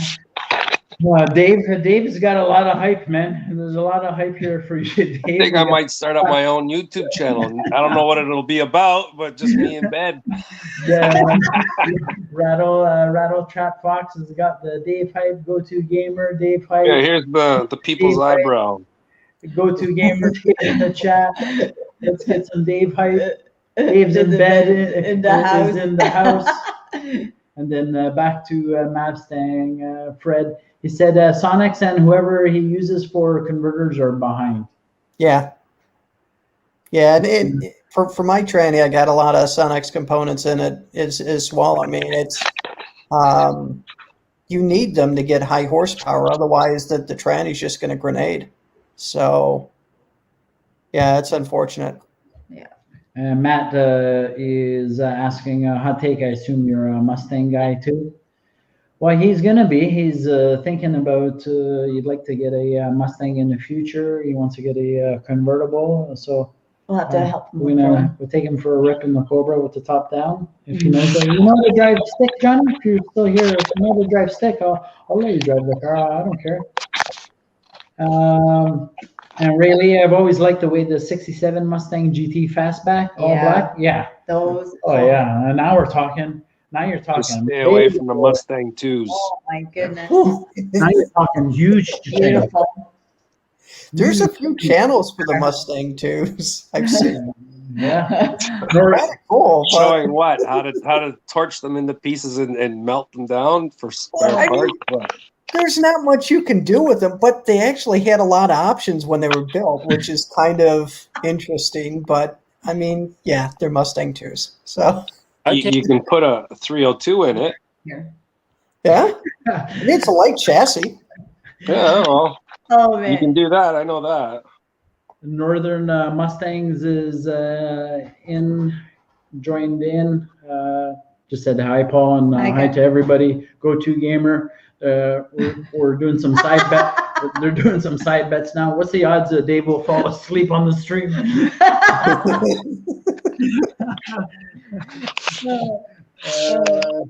Not likely. Good night, love. All Love right. you. My boy's going to bed. We're keeping him up. He has to work tomorrow. He's got to work. So what year is that Fox there in the picture? No Fox given. 88. 88? Yeah. She looks really good. She looks good, yeah. She looks really still original points. Good night. My son is saying good night to everybody, including Dave, because he knows See you later, man. He's working tomorrow. Street Fox is just saying hi to Northern Mustangs. Mustang, I'm really looking forward to getting it, but I keep limping along on my tired C4. Sounds like we're building bombs over here. Well, I mean, Dan's a great builder, so I mean, once the transmission's done, it's going to be bulletproof. So definitely be worth the wait. Dan did the valve body in my car. Oh, did he? Yeah. Yeah, his valve bodies are awesome. Yep. I don't know. Rated it. I don't know who. Well, I have a good friend, Gary. You know, Gary. He's got a high-powered SN95. It's actually a vert. It's really nice. Super Running fast. He's actually sponsored by Lentech, so he gets Lentex and pardon me. That's what's in this. Oh yeah. Oh, yeah? So he's getting Lentex and converters sent to him all the time, and if something breaks down, he gets sent. So his car is running. It's a full street car, 3,800 pounds. He's running 550s in it. Thing runs some serious numbers for a street car. It's a street car, right? Don't we have a video of him on the channel? Yeah, it was an earlier video that I did, not the greatest video, but I thought so. And then Johnny, I haven't been able to learn stick and no car with it being in the city. I miss the States and the country and want to learn soon for sure. T-Paul could teach you. Yeah. Marcus could even teach you. Yeah, Marcus can drive. So I was teaching Marcus to drive stick in the Cobra. Yeah. That's another little video I got to put together. Mustang, I want to build a clone of the sudden death Mustang too. Peyton, Dave's. I like this Peyton guy. It's funny, dude. Dave's in bed. Official YouTube. Hey, I'm gonna get working on that tonight. So we'll see what happens with that. I would say 43 out of 100. Yeah, the odds so are a question to 100. To no fox given. Go, Dave. That pinstripe, that's factory too, right? A little red stripe. I've seen other cars with that same exact pinstripe, so I'm assuming so. Because when I worked at Ford, they were like, but then again, all manufacturers like that. They had like pinstripes galore that they would have on these cars and stuff. So I'm probably that is factory. I'm pretty sure it is. Probably. You don't see that kind of stuff anymore. No. That's why I like Yep. No, I don't want it. Anyway, sorry to disturb you. Likes wheels. Yeah, Northern Mustangs said he likes your wheels, no fox. Wheels look great. There we go. Dave is getting me hyped up. A little closer on the pinstripe, eh? Hold on, let's put it on a solo. I'm gonna push your solo for a second here. All right, there we go. That's probably original. That paint looks really good. I know, really good for original paint. Are your quarters rolled, no fox? Yeah. Yeah. Did you do it? They were like that when I bought the car. Yeah. Lucky you. It's a pain in the ass. That paint does look really good for original paint. Holy yeah. Northern Mustang said wheels look great, no fox. Rayleigh is saying Dave is getting him hyped up. We got a lot of Dave. Where are we here? Get me hyped up. How old is our son? He's 16. 16, going towards 17. Mm-hmm. Johnny. Yeah, and he's in the body of a 27-year-old. Oh yeah, he's got a man body. He's probably stronger than most men too. Mustang, I told him I'm not in a hurry. It did take it almost 4 months for my turn to come up. Oh wow, it is red, eh? Oh, that's a pure red interior, right? Porno red. That's what they call it. You gotta like the porn red. Porn red interior, right? Yeah. That's old school, man. That is so rare. Well, I mean, it matches the exterior color, so looks good. It's not. Yeah, it looks really nice. Can you see the motor? Let's see the motor. Do you have room to squeeze in a motor shot in there? There's a nice. Oh, nice. What size turbo? There's the snail. A 70, yeah, 70 works. Nice. 75. And what type of turbo? VS Racing billet wheel. Nice. I see the snail there. Yeah, it's set up. Mm-hmm. It's got. I don't know if you can see them very well. It's got LS coil packs. So yeah, I can see the coil packs. A lot of guys are trying to do those conversions over. Yeah. Yep. So I've had that one on there. So what power is it? What kind of power is it making? The old engine before I switched combos, it made 614, well 574, 614 at the tire. Yeah. And that was with a precision 67 millimeter. So. Yeah. So you haven't taken it. I'm assuming, obviously, you haven't taken it back to the dyno yet. Nope, it's got to go.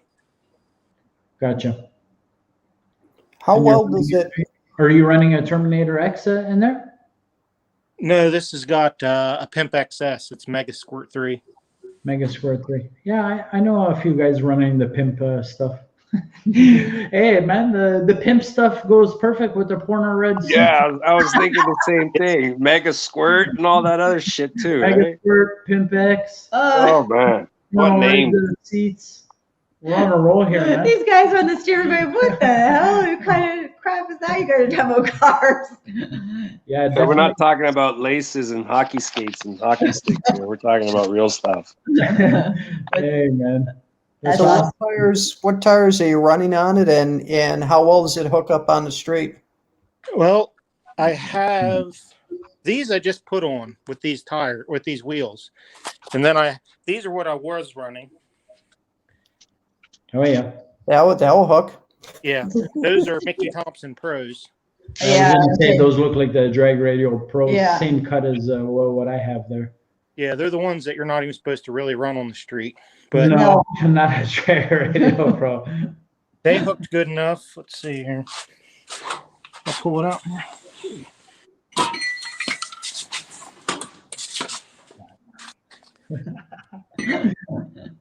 They hooked good enough that let's see if you can see it. Oh yeah, you can indicate. Oh, yeah. Oh yeah. I twisted that. Yeah. That bit hard. Those are 31 spline Yukons. 31 spleen, and that was on a track or on the road? That's just doing street pulls when I was tuning it. Holy shit! Wow, holy smoke! Oh. Yeah. Yep, those axles probably have 500 miles on them on the street. Wow. Usually I have quite a few friends still on your 31 spleen setup, and they've taken a beating, and I haven't said. I'm wondering if those were defective or a little soft by any chance. The only reason I even knew that was twisted is because I pulled the axle apart to put the disc brakes on. Wow. So they might be twisted and they don't even know it. Yeah. Good point. Because my buddy is doing wide open launches, and he's putting 9s on a 31 spleen. You know what I mean? But when I ripped it apart, I had the transmission all rebuilt before I moved down here to Florida 3 years ago. Right. The engine I had before, it twisted the input shaft in this Lentec. Yeah. 347 Street Fox says awesome SN95, Paul. Yeah, that was the one.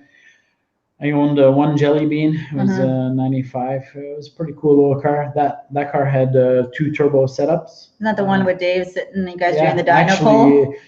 Those are older videos. That's a great video. I wasn't even really doing. I wasn't doing YouTube at the time. I just loaded it to YouTube. But if you guys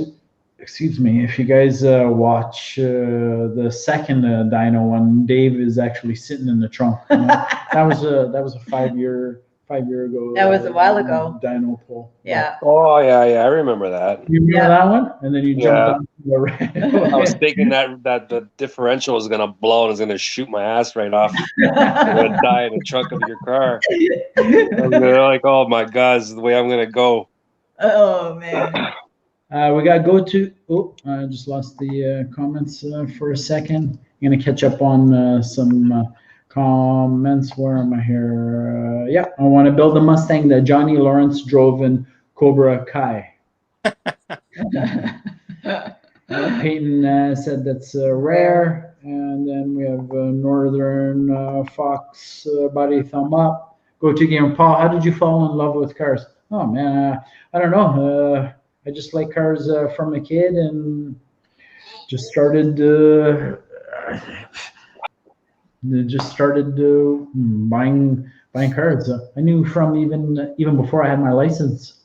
Even before I had my license, I wanted to buy a Mustang, and I had the chance to buy one, and I got lucky when I was 16 and scooped a nice one. So I just started fiddling with cars from there as a teenager and started pulling motors. I didn't even know what I was doing. Like, probably a lot braver then than I am now. Right on the driveway. I was pulling motors, trannies, clutches right on the driveway. Yeah. So that's how it started for me. And but you got your motorcycle license before you even got your car license. Yeah. I've had some crotch. We've had some crotch rockets. I think maybe it's just been a speed demon, you know, some crotch rockets. I've had some serious crotch rockets.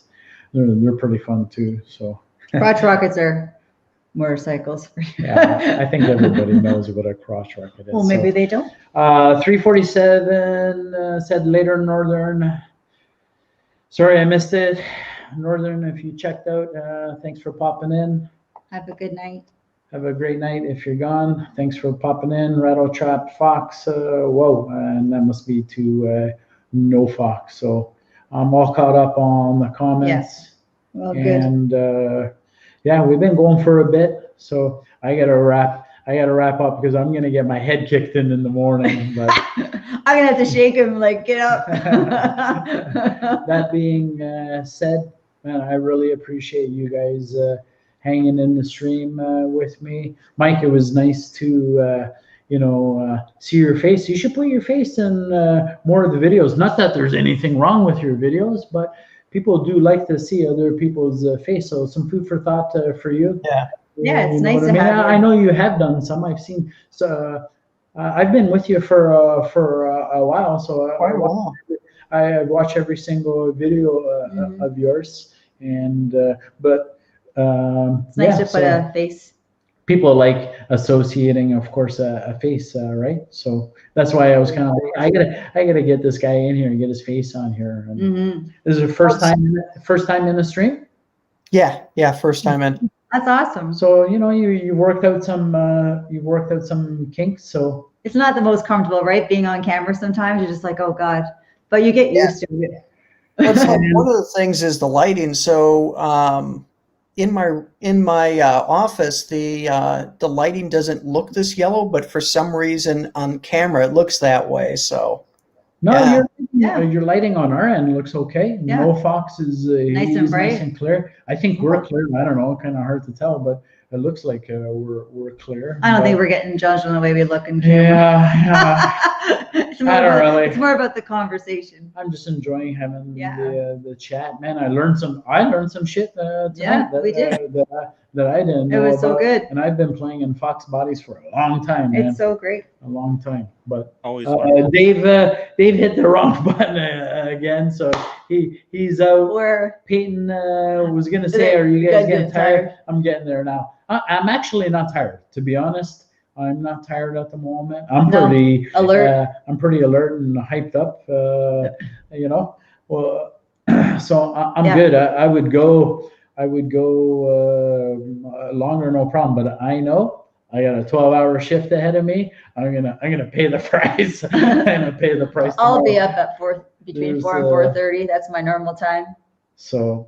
Overnight stream, Tim.